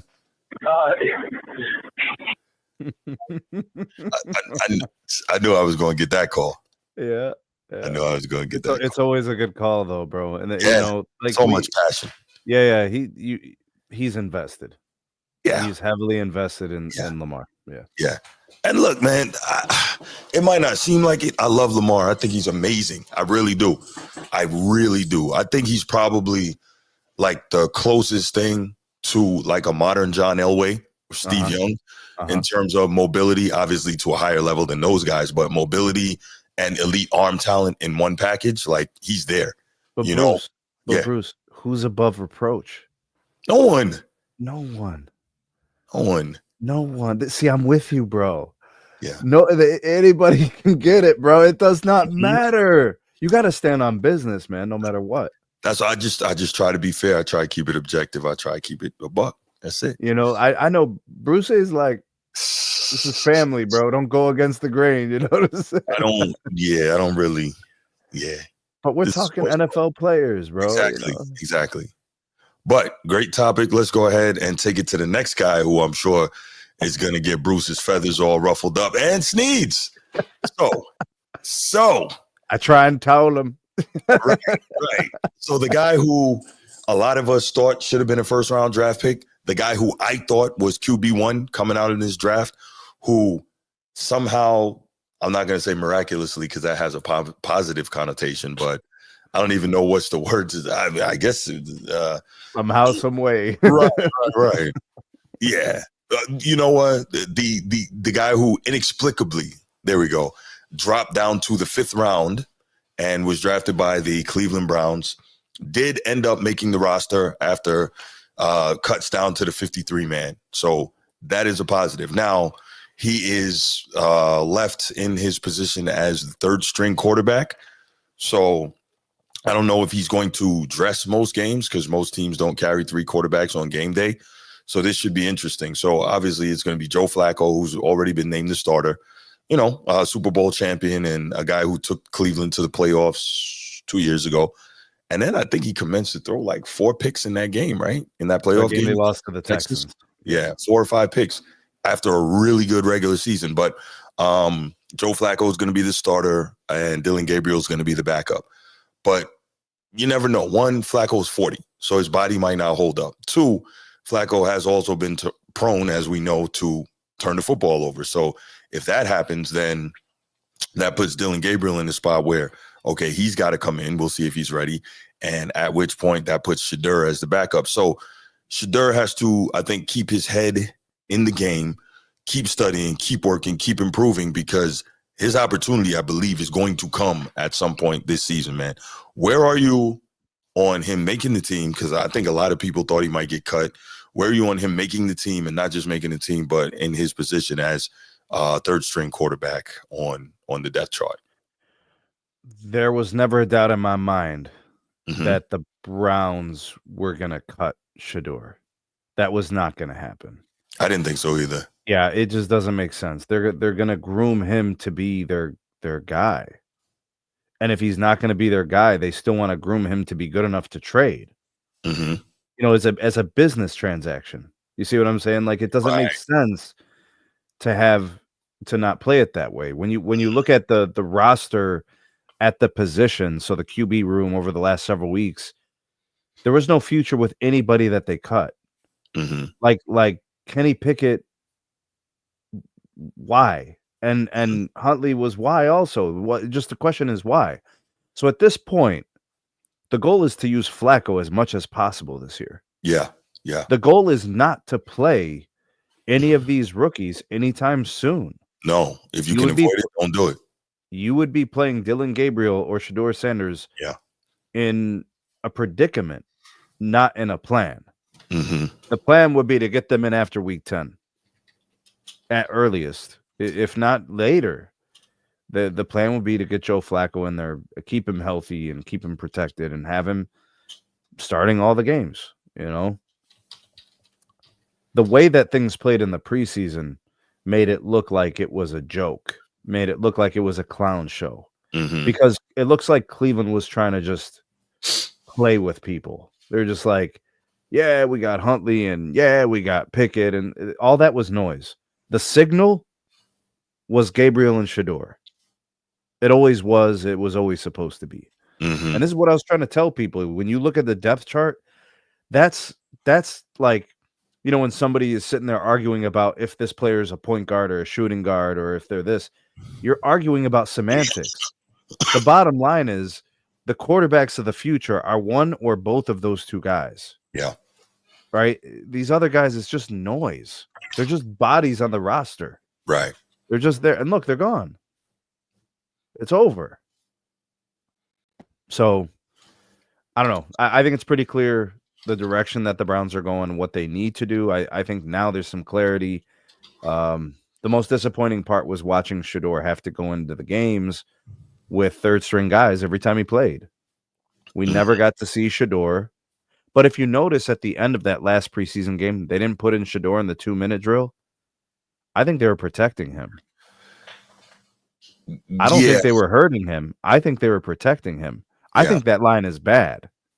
Yeah. I really do think that line is bad. Didn't he play with many of the same old linemen that Dylan Gabriel played with in that game? And 2 of those old linemen got cut, I think I read. Yeah, I'm not sure about like how many but yeah, I think that some of that is definitely what I heard too. I think they were protecting Shedeur because he holds on to the ball longer. Right? There's still things about Shedeur that have to be fixed. There's still things that have to improve. And I think the coaches know that. And that's the thing, right? He has to be quick and decisive with the ball because Stefanski is a West Coast offense disciple. So what is that based on? Timing, all comes out. Rhythm, right? Exactly, right? 1, 2, 3 balls out. 1, 2, 3, 4, 5 balls out. 1, 2, 3, 4, 5, 6, 7 balls out. So, Shedeur, you don't get an opportunity in that type of offense for the most part to hang on to the ball and make the hero plays, right? Everything is supposed to be get the ball to the receiver in space quickly and let them make plays. You remember week 2, Bruce? Mm-hmm. When Dillon Gabriel threw the pick to the sideline? Yeah. So that's bad. Yeah. But taking sacks is worse. Yeah. Is like the coaches are pissed when they're like, why didn't you throw that away? Throw it away. Mm-hmm. You know, so like it's just as bad. Like they're, especially in the preseason, you're evaluating what's happening. You don't care much about the game outcome. You're like, what is this guy doing that I want him to? Or what is this guy not able to do that I want him to? So now the coach probably looks at Dillon Gabriel like, this guy does the things that I like him to do. Right. You know? Yeah, no, absolutely. And again, man, when you're dealing with that particular scheme, it's all about rhythm and timing. And if you don't play within that, it's going to be a problem. That's part of the reason Russell Wilson didn't work as well in Denver, right? Because Sean Payton runs some of that too. And Russell Wilson's a mobile, move around, make a play downfield, hero ball kind of guy. Now, that was great when he was younger and super athletic. And that was also great. Tyler Lockett and those guys. Yeah. And so when you're not playing in that type of system and you have a coach that says, yo, just do it the way I drew up the play, either get it out or throw it away. You got to do that. He got him out of there quick. That's crazy how bad he didn't want him there. He kind of was like, I'd rather just take L's than play with this guy, Yeah. They cut him and paid him 30-something million to go away. Yeah. You don't see that too often. Right. So, I mean, look, first of all, I am glad that Shedeur made the team. I think just continue to work, young fella, and do your thing, because I think he's got a legitimate opportunity at some point this season. He just has to be ready for that opportunity when the time comes. We getting Transformer back in? Yes, sir. Transformer. More than meets the eye. Yo. What up? Hey. Took a bathroom break. So about a long bathroom break. I was about to say that's an album freestyle right there. Dave, I would have need y'all to call and check on me, man. It's a lot of stairs, you know what I mean? Right. Oh man. Transformer, we were just talking about Shedeur and kind of what our thoughts are in terms of him making the team, making the cut, and then being the third string quarterback, and what that means going forward for this season, and what chance he has of, getting on the field at some point. Because I do believe at some point this year he's going to get on the field, because not that I'm wishing it, but I think Flacco being 40, at some point he's going to either get hurt or start throwing a bunch of picks, at which point Dillon Gabriel becomes the starter, and, that moves Shedeur up the chart. Now, Transformer, before you do this, we discussed this. Remember, I told you the depth chart might as well be written in pencil with a magic eraser. Mm-hmm. Remember that? We had these conversations. Yep. So here we are, right? Yeah. Me personally, of course, I wish the best for Shedeur. Yep. Right? I mean, this entire, since the draft, has just been a circus of, bad narratives, not waiting, like opportunities and stuff like that. So I'm kind of past that point. I'm happy that he made the team. I knew that he was going to make the team. I mean, and he, didn't take a rocket science to see what we saw on the field. It was great film. His great body of work in the collegiate realm. But being third on the depth chart, to me, that's just like, it's not saying much to me. Cleveland doesn't have expectations this season, right? Starting Joe Flacco, you're just pretty much saying, hey, go out there, have a veteran, show my rookies how to play. Mm-hmm. Let the slow way, like I mentioned this to you, Bruce, before, just slowly let my rookies mature, let them watch the game, let them see the game. Then by that week 7, week 8, you bring your rookies in. You bring your rookies in and you truly test and see what you guys have. So I think Shedeur is definitely going to see some. He's definitely going to see the field this year, because I think Stefanski. Yeah, Stefanski. That's your coach name, right? Mm-hmm. So Stefanski, he's going to have to see what he has. If Joe Flacco starts more than 7-8 games, he's doing a disservice to those rookies. Well, I mean, I think the bye week makes sense. Yeah, I think your bye week's like week 8. Yeah. Is it? Nah, it's somewhere at the before week 10. Okay, so if he's still starting after that, it's a problem. Unless he's on some type of resurgence and Cleveland's 8-2 and they're on cloud 9, like okay, cool. Week 9 is the bye week, so week 10 would be first game. So 8 games. So yeah, so 8 starts. He's also still trying to keep his job. Yeah. So we also got to think about that part. Yeah. There's a little bit of self-preservation at play here as well. But there's range in the I think Transformers got a point about what's the expectation. Yeah. The ownership, the GM want to see Stefanski go somewhere with these rookies. Exactly. Not somewhere with Joe Flacco. Exactly. Right. Precisely. So I think it's more so about what happens after week 9 than what happens before week 9. After week 9, Joe Flacco should no longer be starting for the Cleveland Browns. It should be either Dylan Gabriel or Shedeur Sanders, and you trying to see what you got in these rookies. I'm with you, but if he's still playing well at that point and the team is playing surprisingly well, if they're how likely is this? 6-2 or 7-1? Hey, let it roll. 7-1. Let it roll. Yeah, with these rookies, so we gonna keep it going. Yeah, that's crazy. Yeah, that would be nuts. It's so disingenuous. Don't ever do that again. Get my hopes up talking 7-1. Hey man, if was a fifth, we'd all be drunk. If the stars are aligned and they go 6-2 or something like that. No. Hey man, Flacco we've had more talented rosters in previous years and lost 5 of the first 6 games. That is true. That stuff happens in the NFL. Yeah. That roster y'all had a few years back with Baker and OBJ and Jarvis Landry and Nick Chubb? That was a really good roster. Bro, people don't know. If we went down and just watched the old film of Nick Chubb, he was averaging 5.7 yards a carry. Nick Chubb was a beast. One of my fantasy quarterbacks. You saw a Jim Brown in color, right? Because Jim Brown was running in black and white TV. Nick Chubb was like that. It was the speed, it was the size, it was the power, it was through tackles, it was screen pat. There was nothing he couldn't do. Right. Yeah, Nick Chubb was a problem. I respected him. Even though he's an STC guy, but that's a whole different story. I get it, bro. I got you. Man. Georgia Bulldogs, buddy. Let me tell you. Yeah. But so Shedeur's in his spot. Quick side note to that: his brother got cut from the Bucks, so we'll see if he was anybody surprised by that cut. No, not really. He got in a fight the day before. Well, you know what? I'm sure a lot of people were surprised. Y'all don't understand the extent of the Dion Lord and Savior hero worship of these people out here. You think I'm joking?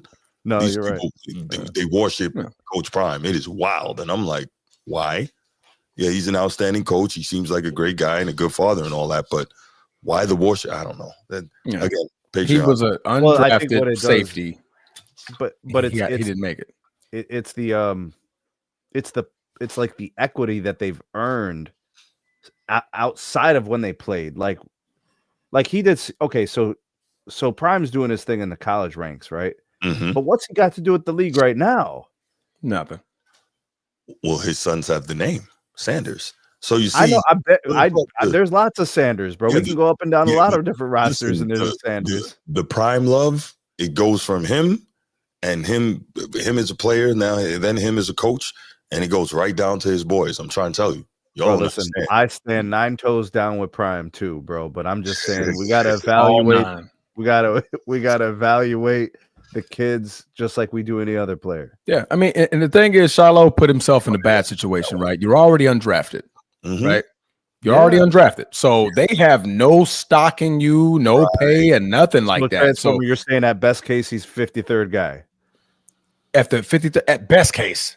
At best case, but then at the moment he could have been best case 53rd. Yeah. But now you went out there and disrespected the franchise in the NFL on the field. You got into a fist fight. You're out of here. You're out of here. We're not tolerating that. So you don't have there's no stake in the game for you to have such behavior, and this is the freaking preseason. Mm-hmm. What's going to happen in the regular season? I got to look forward to that. You catching a bitch fit, and absolutely. So you're out of here. This is a business, Shiloh. I'm sorry. Right.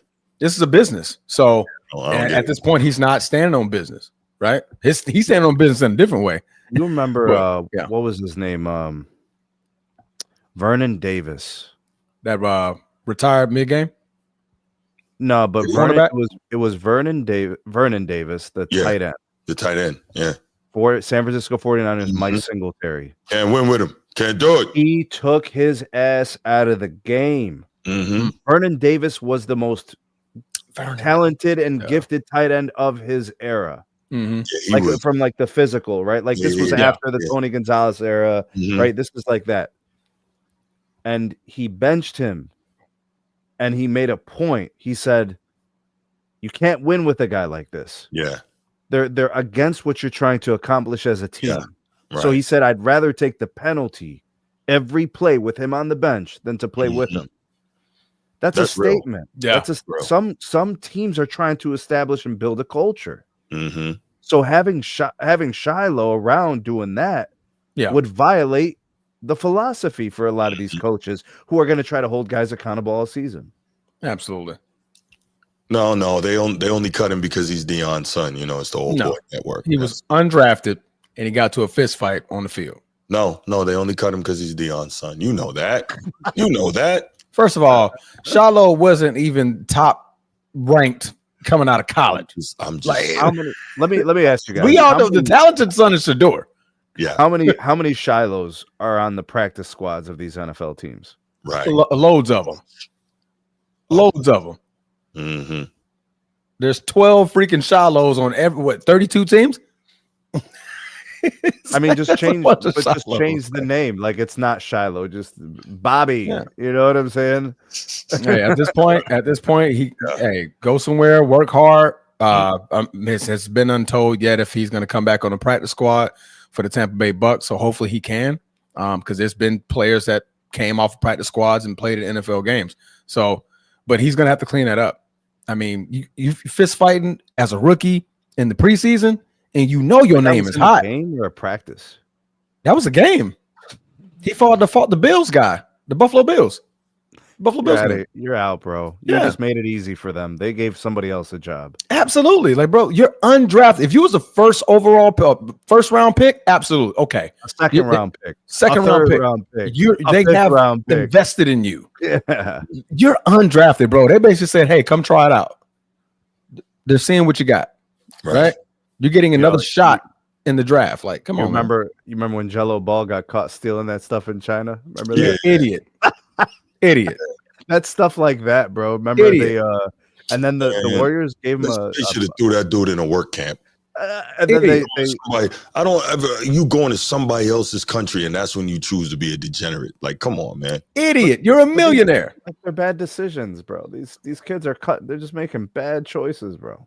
Idiot. Hey, Sneed, would you go overseas? Never. And okay. I didn't know where you're going. I would never. All right. And we've all I don't even have to go overseas. Decisions, right? We've all, but I only say that to say when you go overseas, most of us don't take the time to read up on the penalties for, criminal punishments for things when you go overseas for that particular country. Most people don't do that. Brittany Griner, she learned the hard way. Right. So furthermore, you go to China and commit a crime. Yeah, not the best move. So Bruce, why is the public response not? I hope he learns his lesson and he could be better for it. Who? Why is the response to the Shiloh getting cut? Why is it not? That's unfortunate. He made a mistake. I hope he learns from it and he's better. It should be. Why is that not the message? Why do they hate? Because the fandom for Deion is defending Shiloh to a point that doesn't make sense, and the football realists of the game understand undrafted rookie got to a fist fight in a preseason game. What were you expecting? If the NFL already don't like him, and you already got this rumor out that the NFL is the reason why Shedeur, don't nobody draft Shedeur. So with all this hatred that you guys are building up, Deion Sanders fans, wouldn't it be obvious? You know what the NFL doesn't like, Transformer? They don't like players that can't play, and they don't like players that are problems, right? Because they don't want wild cards. They want the known. They want known commodities. They don't want unknown commodities. They don't want to have to worry about the availability. Yeah, there's too much of that, bro. Right. Yeah. No, I'm with you. No autism boy Shedeur. I mean, he won't even be in conversation. He won't start enough. Yeah, he won't play enough. Yeah. He won't even be in the conversation. I mean, that'll be to me. My shot in the dark is Jackson Dart. Honestly, if he starts 16 games, he's gonna have to play enough. Yeah, he would have to play most of the season because Cam Ward's gonna play the whole season. Jackson Dart's gonna play the whole season, right? So he's already at a disadvantage. What did you think of that Jameis incident with Jackson Dart? Oh yeah, of the show with the W. So you had Bruce bent. Bruce was so confused because you sent him the AI version. When the fingers were in his mouth, I was like, "Wait, that didn't happen." What? I was like, because I'm like Bruce watching it, so I'm not watching it. So I'm like, okay, Bruce finally see it. He was like, he put his fingers in his mouth. I'm like, wait, no, he didn't. It was next to it, but he ain't going. That was that video, man. Remember, I told you, pulled the crab leg out. And fed it to him. I was like, yo. Yeah, y'all wild, man. Y'all wild. That was a wild AI video. version, bro. That's some wild. So because the beginning of it is the real, it's like, okay, that's the real part. First then it switched. Then it switched over. Yeah. Yeah. But when he literally made him eat the W, I was like, yeah, and then he was gnawing on it. It was I was like, no, that didn't happen. Absolutely not. That's absolutely not didn't happen. That would have made more news than Travis. No, I'm not speaking that. No, don't do it. Doing it. Really, Woodage? Oh, that's foul. To the Battlehawks? To the Battlehawks. Yeah, St. Louis Battlehawks from the UFL. Is that the equivalent of the Shanghai Sharks, bro? Is that the Shanghai Sharks? Wow, Shanghai Sharks. Dang it. Did Jimmer play for the Shanghai Sharks? They all do. They all Stephon Marbury. Bro. Dwight Howard, I think he was over there. Dwight Howard. And Jimmer was killing. Yeah. Didn't Marbury win a championship over there? Marbury won like 3 championships. Yeah. Bro, he's like known over there. I think they got a statue or something of him over there. Full citizenship with China now. Like, Steph is that dude over there. These guys go overseas and have second careers. Yeah. You know, and legendary resurgences. And absolutely. Because he was still doing a shoe deal, creating his own shoe, putting that out. And then, like I said, he was winning back-to-back champion. He was winning. Sasha Vujacic did like crazy work after the Lakers. Yeah. Okay. Yeah. So, all right. Let's go ahead. We'll take a couple calls on this topic, and then we'll get to the last one and get up out of here. How did the Lamar Jackson conversation go? I didn't go the way it. Okay, got it. It went exactly the way we expected it to. So that's bad. That's bad. It wasn't bad, but we had passionate Lamar supporter call in, and that's okay. Yeah. Brucey? Yes. Of course he did. What was his name the last show, Transformer? What was it? Oh, yeah, he's got all those funny. Barbecue chicken? Was that? I could think of it. That was what, yeah. I think this one today was janitor's office, bro. He called us from somewhere at work. Yeah, that was wild. He was hiding somewhere, like trying to. Dang. I couldn't listen to it. I was on the phone. Oh man, I'm gonna go back and listen to that one. Oh man, so nobody wants Jackson is not to talk to us about Shedeur. But I think Brucey's probably like gonna do Shedeur thing the same way he does for Lamar.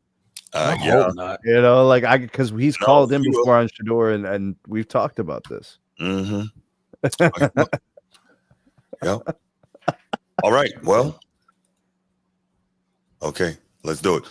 Last topic. This, the reason I came up with this one, Bills questions. Originally, I'm like, what the hell are the Bills doing? And why did I ask that? you have a league MVP in Josh Allen, who is at the peak of his powers, and he doesn't have elite weapons. And the one guy that you had at wide receiver who is capable of being a Pro Bowler or possibly even an All-Pro in Amari Cooper, you let this guy go, and now he's back with the Raiders. Like, I'm trying to figure out what are they doing in Buffalo, because they feel like they can beat Kansas City, and they always play them tight. But what are they doing? Like, when you're in a situation like that and you're trying to get over the hump and you're trying to get it done, and you got this elite guy, you're supposed to load up as much talent as your cap will allow around a guy like every year. So, right. Yeah. However you got to finagle it, however you got to work it, you're supposed to do that. And for whatever reason, they're not doing that, right? I do respect the fact that they re-signed James Cook as their running back. I think he scored 18 touchdowns last year, right? So you got to get that guy back. Cool. They did re-sign him. A little protracted, contract negotiation, but they got him. So respect due there. But listen to their receiving core. Khalil Shakir, who's not a bum. Keon Coleman, Joshua Paul, Elijah Moore, Curtis Samuel, Tyrell Shavers. That's not an elite receiver. Where's the number one? It's going to be Keon Coleman. But where's the number one? Should be Keon Coleman. But he's their number one, but he hasn't proven he's a number one in this league. He will. That's my so? He will. I know where he went to school. Oh, he's a beast. But as of right now, he hasn't shown that he's a number one. He's really good, but he hasn't shown that he's a number one receiver. So what I'm saying is the ideal to bring in a proven all-pro caliber wide receiver. That's what I would have tried to do. I mean, think about it. If you knew that you weren't keeping Amari Cooper, why didn't you make a run at DK Metcalf? George Pickens, when Pittsburgh let him go. That one's tough, but I get what you're saying. Talent. Yeah, I mean, right. So I'm trying to figure out what the hell is Buffalo doing? What are they doing? I don't understand it. Why are we making a big fuss off about Amari Cooper? Because he's pretty good. He's productive. And he was a guy who was a number one receiver, and he was there. Okay. How old is he? Okay, so I know what's about to happen. Transformers about to tell you why you shouldn't consider Amari number one. Here, go ahead.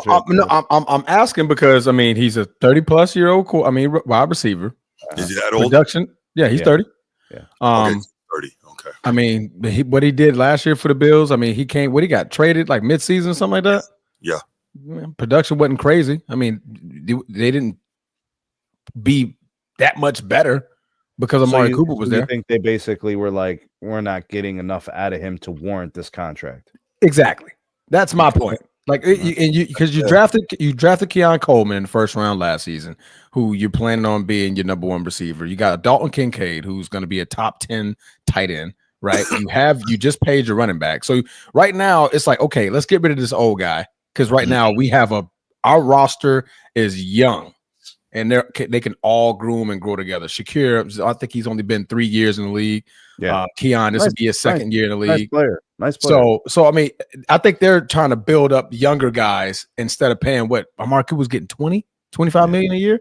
Yeah, like I'm paying you for what again? It's now the time to be building up younger guys when again you have an MVP who is literally probably as good as he's going to get. Like, is this the time to be trying to build up younger guys or put stuff around him to get him over the top? Well, the good teams do both, right, Bruce? They're able to get the guy that you need now, and then they're developing the guys of the next 2 years. Mm-hmm. And I think they're believing more. They can lean more on their defense. They think Josh Allen is such a great, okay, he's an MVP. He can ascend us like a Aaron Rodgers or a Tom Brady when our offense needs it the most. And if we Jimmy. Oh no, let's go ahead and get that out of here. Let's go ahead and get that out of here. Oh, we can't even. Why can't I do anything? Oh, okay. Sneed has to do it. Oh, because it's from Sneed's channel. Got it. Yeah, it's from Sneed's channel. Yeah. Okay. Go ahead, ban that guy. Appreciate you, bro. Mm-hmm. All right. But yeah, so I forgot where I was heading here. Yeah, I think that you're looking at Josh Allen, MVP. He can ascend my offense to a level where it needs to be. I want to focus more on my defense because as I'm seeing, defense is what's killing Kansas City, Like, I need to be able to stop these guys. So let's focus our money here while Josh Allen and his reigns could grow and mentor these guys. I can kind of see how they're doing something like that. And how has like their defense been, though, Transformer? Yeah, even if that's the case, the only big move you made on defense was Joey Bosa, who's always hurt. That's also true. That's also true. Didn't they get they're shifting their focus, but yeah. So you take the $20 million off the cap and you okay, let's try to do something to bolster our defense. We believe Josh Allen is that good. Right? So he is pretty I can see that.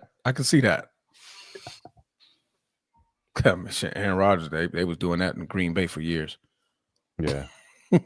They did, but the years they had a good defense, they had success. Yeah. Then the years that MVPs were running and Aaron was throwing for 45 and 6, but you're almost 32 ranked defense. But you're getting what you would expect. Yeah, you're getting Josh Allen carrying to like the AFC Championship, exactly, and then you're getting the wall. Yep, you know what I'm saying? Because like defense is collapsing. Yeah. So, because like to me, like they're not an Amari Cooper difference away from being different last year. That outcome is going to be the same. So if I can get younger on offense, right, get cheaper, and focus on the future, like okay, let's put more money into our defense. I think that's the Bills' direction. They're like, okay, they did try a few years. Remember, they brought in what's his name, the outside linebacker, and then he ended up getting hurt. Von Miller. They brought him in. They boosted the linebacker core. DBs were playing nice. I think he got suspended, then he got hurt, and then it was got hurt. Yeah. That was, I thought, was their chance. And at the time, Josh Allen was like number 2 in the MVP race. Yeah. He was really, really super productive. They weren't running the ball with their running backs. They're running it with Josh Allen. Josh Allen was toting it. Yeah. So I think he had like 500-600 yards that year. It was something crazy. I mean, if you owned him in fantasy football, you were winning your weeks. Baller. He was throwing for 3 and he was running for 1. Baller. And I think it was what they had Stephon Diggs. They had a couple weapons. Let me see. Tre'Davious White. Let me see. Yeah, I mean that is not a sexy roster at all. I mean, of course they have guys that can play, but that is not a sexy roster. No. Yeah. But like I said, they believe Josh is that good. He's going to win games in the regular season, and he's going to win the first round, right? It's always going to be you got to beat Kansas City. Yeah. That's the bugaboo for him and Lamar. That's right. It's like, man, we're running into that guy. He can't beat that guy. And they play and they face each other. Yeah. You know, Bills and the Ravens. They face they're knocking each other out. Then the second one got to go play. Yeah, you got to go meet that guy. Yeah. That guy with the well, no, it's not flowing hair no more. He cut it. It's curly hair. He had the curly hair. Who got the curly hair? Patrick had the curly hair. He cut it down. Yeah. Okay. Yeah. But he's the actual Head and Shoulders commercial guy. Well, sometimes we have all these like really nuanced conversations. We talk about all the teams, we talk about all the players, but at the end of the day, like 2 or 3 players actually matter every year. Like if you think about it, like you're like, man, we just went through 18 weeks of this, right? And the whole time, these were the only 2 guys that mattered. Yeah, that's it. That is crazy. Yeah. We're not talking Joey B, Eddie, because Joey B hasn't showed up since 2022. Man, it's been a minute, bro. So it's been a minute. So Joey B kind of he on the sideline of this conversation. Bro, Baker was in Cleveland, dog. That's how long. Wow. Baker's been on what 3 teams since? Yeah. Yup.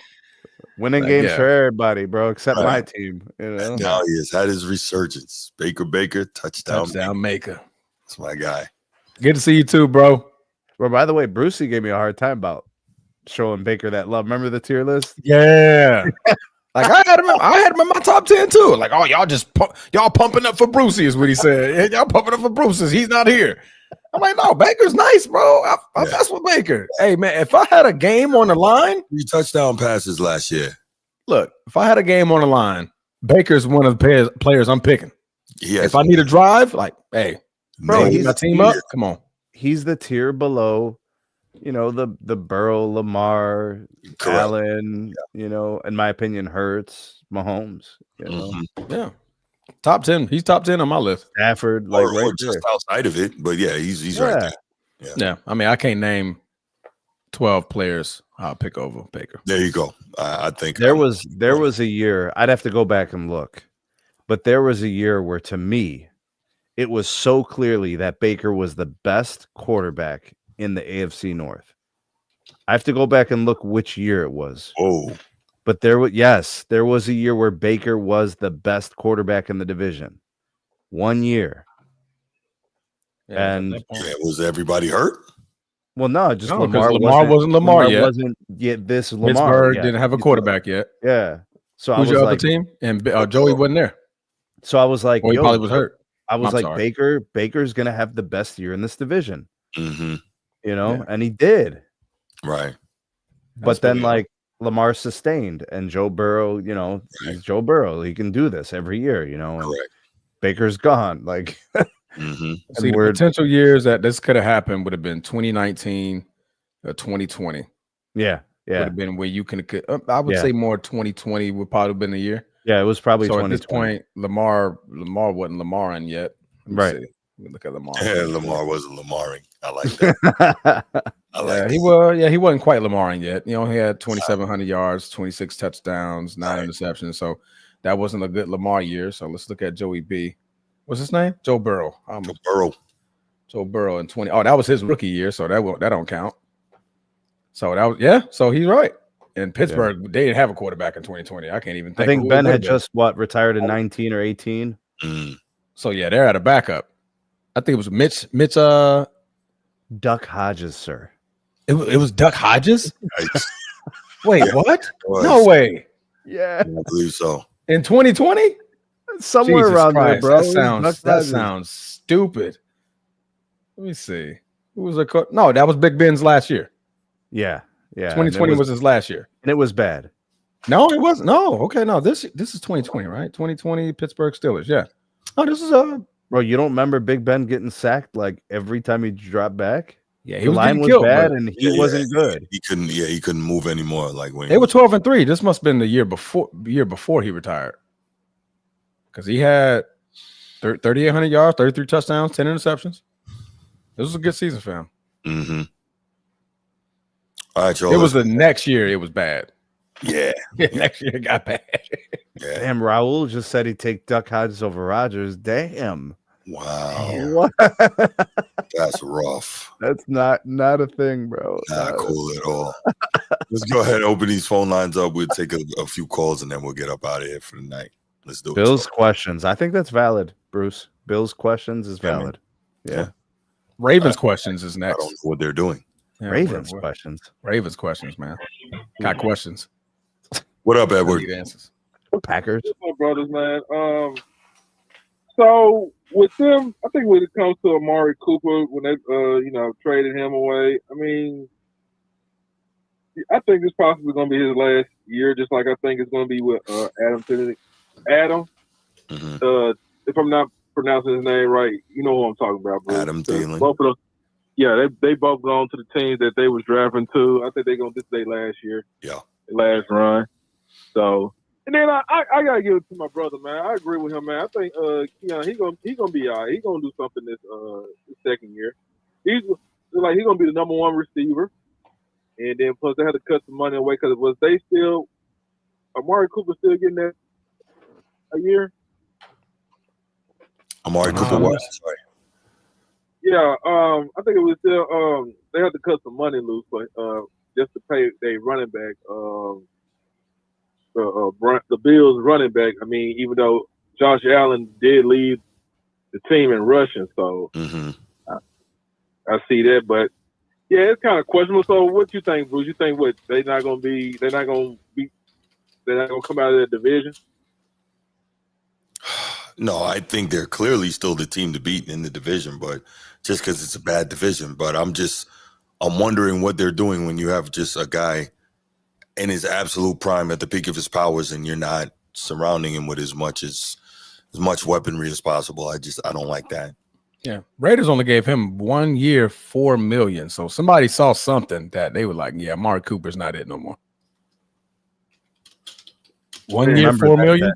Remember the guaranteed money's probably up from Cleveland. So true. How far does that go? Yeah, that should have been gone by probably now. last year, right? Yeah, but I mean, he was coming off of big money. Like he was making money his contract. Oh, okay. Well, but I gotta give it to Mark Cooper. He still know how to run them routes, man. He was up there in those top 5 running, that route tree. He was real good at that. But, very good route runner. Yeah. Yeah.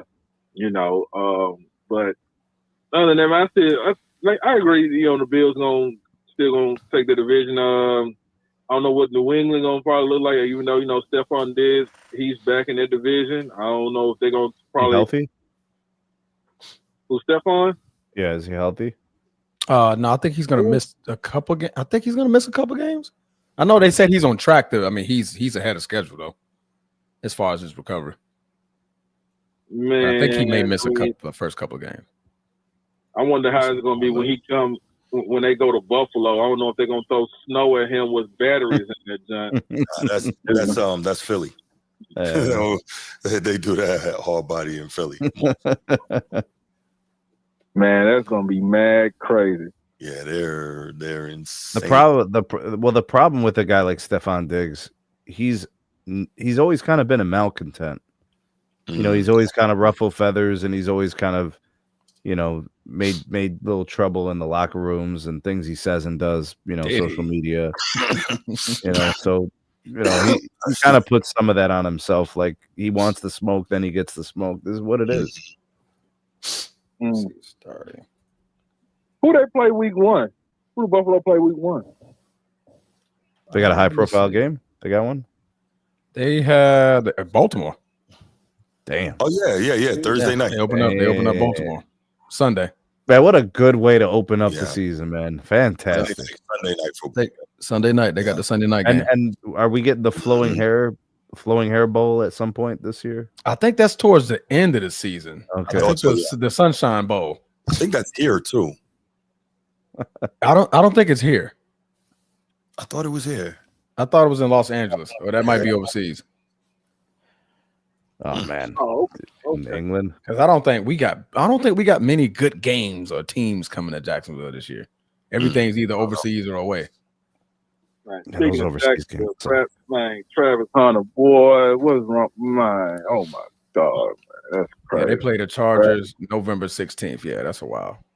Do you think Travis Hunter is going to be a good pro? Okay. Oh man, we're going to the Sunshine Bowl, baby. Here you go. Sunshine Bowl, 1:00, November 16th, man. Format Podcast gonna be there. You got a live stream from the game, bro. Anyway, I got a live stream. I don't get good service in that stadium, man. Really? No. I don't get good service in there. I'm gonna send you a Verizon eSIM because I know they got you go in there. My man. I got you, bro. He got what you want. He got what you need, man. He does. Oh my God. Yeah, this will be this is week 11. They play week 11. You got a Galaxy or an iPhone, bro? You tell me. I got you, bro. I got you. Hey, be in that joint live stream with Format Podcast live at Everbank. Break the bank, baby. Break the bank. It'd be so close, bro. You see him throw the binky, bro. Get mad. Wow, that's mad crazy, bro. All right, fellas, man. All right, brother. Someone else call in, man. All right, man. Water. Good one, man. Appreciate you. Water, man. You be you. I'm surprised. I'm surprised he called in after he got dismantled earlier, but that's How about the Houston Rockets thing? Yeah, that was bad. That was a bad take, my bro. That had, man. I'm curious. What the hell? Like what? What up, Bruce? Hey man, how y'all boys feeling tonight, man? Bruce, hey, maintaining. Big dog. First of all, you know what I mean, stupid. And stupid. Listen, stupid. I'm gonna say too many. I have Baltimore 2. We say TEW. Like Sue is 2. I see too many people ruining the show, and I see too many people in the chat who's not channel members yet. So what's going on now? We need support for the channel. That's a great question, man. We need more cash apps for the members only, man. Help the channel so we can grow, brother. Absolutely. I appreciate that, man. Definitely. I mean, like, seriously, I'm looking at the chat like, where's the members? They only got like 5 members. Yeah. And that's not right. Yeah. We gonna keep pushing, though. We gonna keep pushing and pumping it out. But I hear you. Support the channel. When Bruce get that big deal with Shedeur Media or something. Cut the check. Or value or a Bleacher Report. Come on, man. We need more channel members now, guys. I'm telling you, being real. Like, really. I'm not trying to, like, bully nobody to join the channel. I'm just like, seriously. I don't see no cash apps hitting. I mean, I try to say Bruce ain't good for $5 a month. I mean, $5? Come on, man. I appreciate that, brother. So you can pop more merch out for the people. Oh, yeah. But I'll follow like the Bills, right? Yeah. Hey, man, they're gonna be tough, man. Listen, I know I talk trash. You know, I'm Lamar Jackson Glazier. Hey. I bleed purple, and I love football. I'm gonna be objective. I watch ball, and Josh Allen, he's a young legend as well. He's gonna get 1, 2. And Lamar, they're gonna get theirs before they go. He gonna get one. Agreed. We gotta talk about who don't have weapons. He is the one.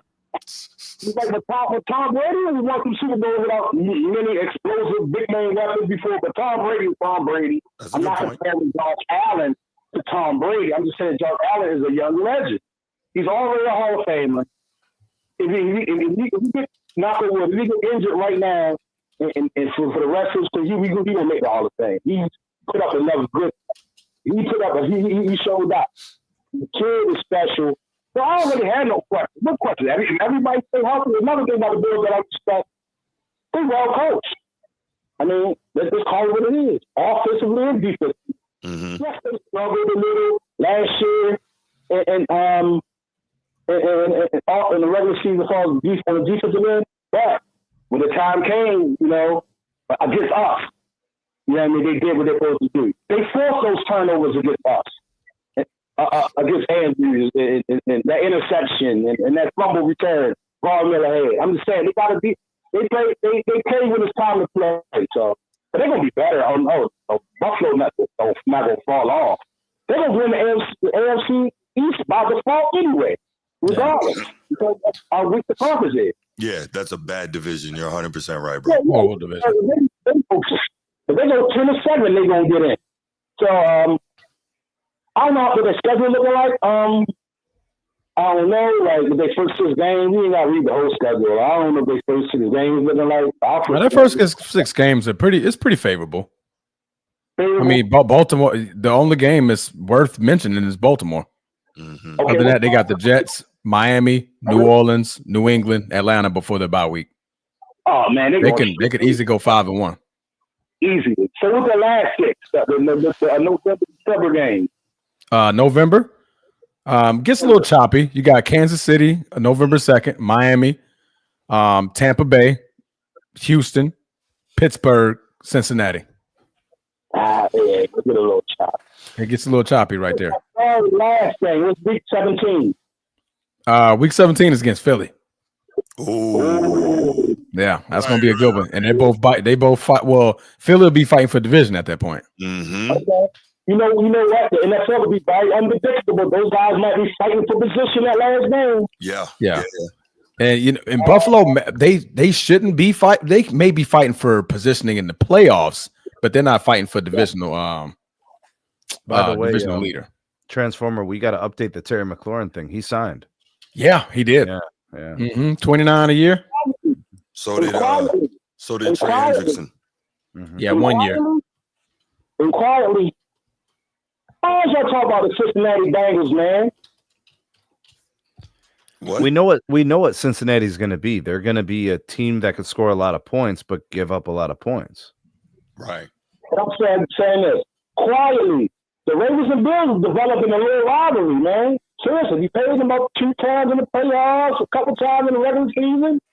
That Josh Allen Lamar rivalry is like a real thing going right now. Well, that whole AFC is a rivalry for the Big Four. Yeah. Man, we got Joe Burrow, Patrick Mahomes, Lamar Jackson, and Josh Allen in the AFC. Crazy. Yeah. It's gonna be tough, man, to win Super Bowls, man. It's gonna be tough, man. So that 4, you didn't even count CJ Stroud. Understand what I'm saying? Man, you count CJ Stroud. He's on the way up. He regressed a little last season, but he's legit. We know that.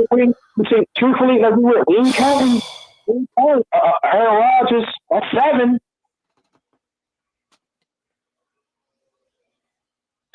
A healthy tour with Tyreek Hill. No, they could do.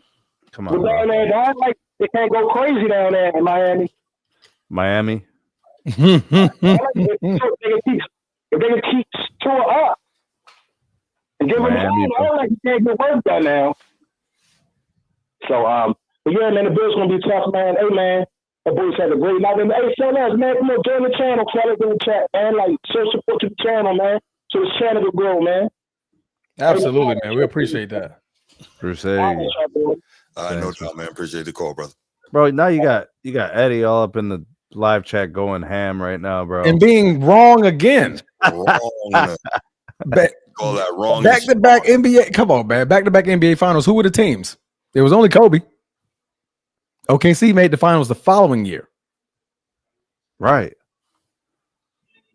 So who else did they play? Oh, my God. That was the repeating champions. Hey, yo. What's up, Edward? What's up? Yo. You wrong, bro. Hey, You're wrong. Hey, yo, no. Hey, I ain't wrong. And you're actually wrong. No, I'm not actually. Okay. You're very wrong. The back-to-back teams, OKC didn't make the finals yet. Okay, but they was ascending. No, that's not the same. That's not the same. How do we even quantify that? Like, what? How do we value that? Hey, y'all. Hey, look, check this out. Hey, look, I ain't ducking no smoke, Bruce. Bruce. I love to have the fact that, man, you gonna throw shade at me as soon as I get off. You think that I can't get the playback and all that? I'm not ducking no smoke on you, big dog. I get it. You know what I'm saying? I'm glad you're getting your soup, your tea, and noodles. And all that, but I'm not using my fingers for no YouTube fingers now. You know what I'm saying? But this look, bro, you the guy. But I'm just saying, man, look, I just think if y'all sit up here and tell me that was not impressive what Dallas did. That's not the question. It's not what Houston did. Was more impressive. Okay, let real quick, Edward. We're gonna go back here, but let's line it up side by side. I'm gonna ask you a series of hold on. I'm gonna ask you a series of questions. We'll keep this simple. Stop. Let me help you along. Let me help you along. Did Dallas beat an MVP in every round? I know the answer.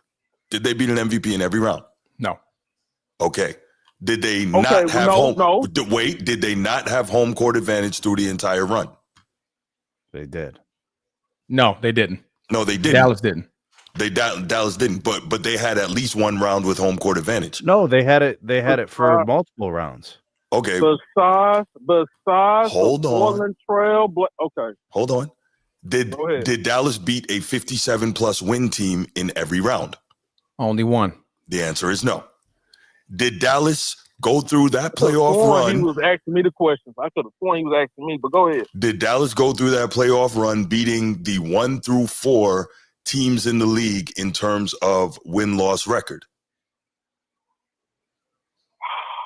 I get it. Okay. The answer is no. No. The answer is no. Right. So the Rockets did all of these things. Dallas did none of these things. There is your answer. We know which one is a more impressive run. Go ahead. Okay, bro. At the end of the day, besides the Portland Trailblazers, was they the underdogs in every series they played in? Yes or no? They were the underdog. I don't think they were the underdogs against OKC. Oh my God, man! They had the higher seed. How would they be the underdog automatic? Why are you making that seem like it's an obvious statement? Touche. Dallas was the 3rd seed that year.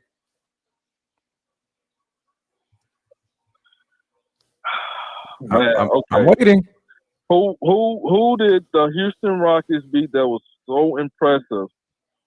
Okay, the Utah Jazz. That was round one. They had 60 wins that year. That's Karl Malone and John Stockton. Does that ring a bell?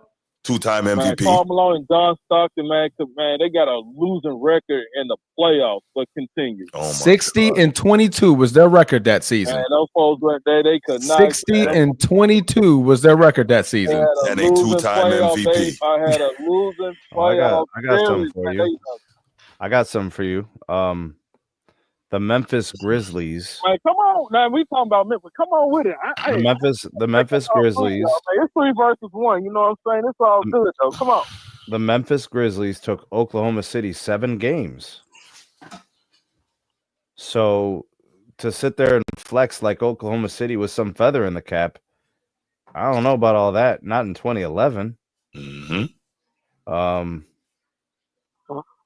I mean, Dallas beat the Lakers 4-0. That's not even a challenge. They are back-to-back final, and they are back-to-back. Edward, this is real talk. This is very simple. The Rockets did a number of things on a historical level that Dallas did not do. So I don't know if you're still arguing this. Again, Bruce, I told you it was impressive. No. Say it with me. It was more impressive. Say it. It was about more impressive. I said they did something that was very impressive. They did not have a second level. No. Say their run was more impressive. Just say the truth. Say that. Hey man, hey yo, dog. So you're not finna say the truth. That's what you're saying. I just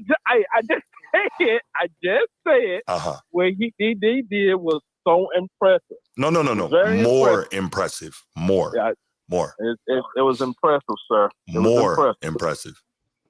Bruce. Yes. It was impressive. Okay. You came up with this question, not me. now you trying to fight because you getting dismantled. Wait. It's not even a good debate, bro. It's 3 versus 1. So of course it's gonna seem like, hey, I'm getting dismantled, but at the end of the day, I'm gonna still hold my ground. First of all, the chat disagrees with you too. You know, when somebody gets jumped in a fight, you know what I'm saying? You gotta take out at least you gonna get one. Bro, I dismantled you like 12:30 today. What are you talking about? You said what? I dismantled you on this like 12:30 today. What are you talking about? Actually, well, on my side it was 11:30. So what are you talking about? Right. The Mavericks were the 4th best team in the NBA that year, and the Rockets in 1995 were the 6th team in the West. Man, there you go. Oh man, all right, bro. I'm still gonna stand 10 toes down on my answer, man. Yeah, you want to be wrong. You know, it's okay to be wrong. Some people die wrong. You said what? Some people die wrong, bro. It's okay to just be wrong. It's all right. Edward said 2 + 2 is 5. I'm 10 toes down on that. Brother, I got you. All right, man. Hey, I'm gonna talk some more crap. Go ahead. All right. I love you, boy. Love you too, man. All right, brother. Ed's my guy, man. That's a good dude right there. That's my guy. All right, we are gonna stop it right here for the night. We're gonna call it. Yeah, everybody got stuff to do, and everybody got to get up in the morning. Absolutely. So, I appreciate all y'all being here with us tonight. Thank you so much for the interaction. If you haven't already, like and subscribe to the channel. Like and subscribe to the SMT Media Network as well. Appreciate all y'all. Make sure you keep coming back. Hey, listen, if you like what we're doing here, man, become a member of the channel. Become a member of the channel. If not, at the very least, we ask that you please share the channel. Get it out among other people you know that love sports talk, all right? This is what we do here. This is what we do here, excuse me. And, yeah, let's have a great night. We'll see you next time, and we out. Peace.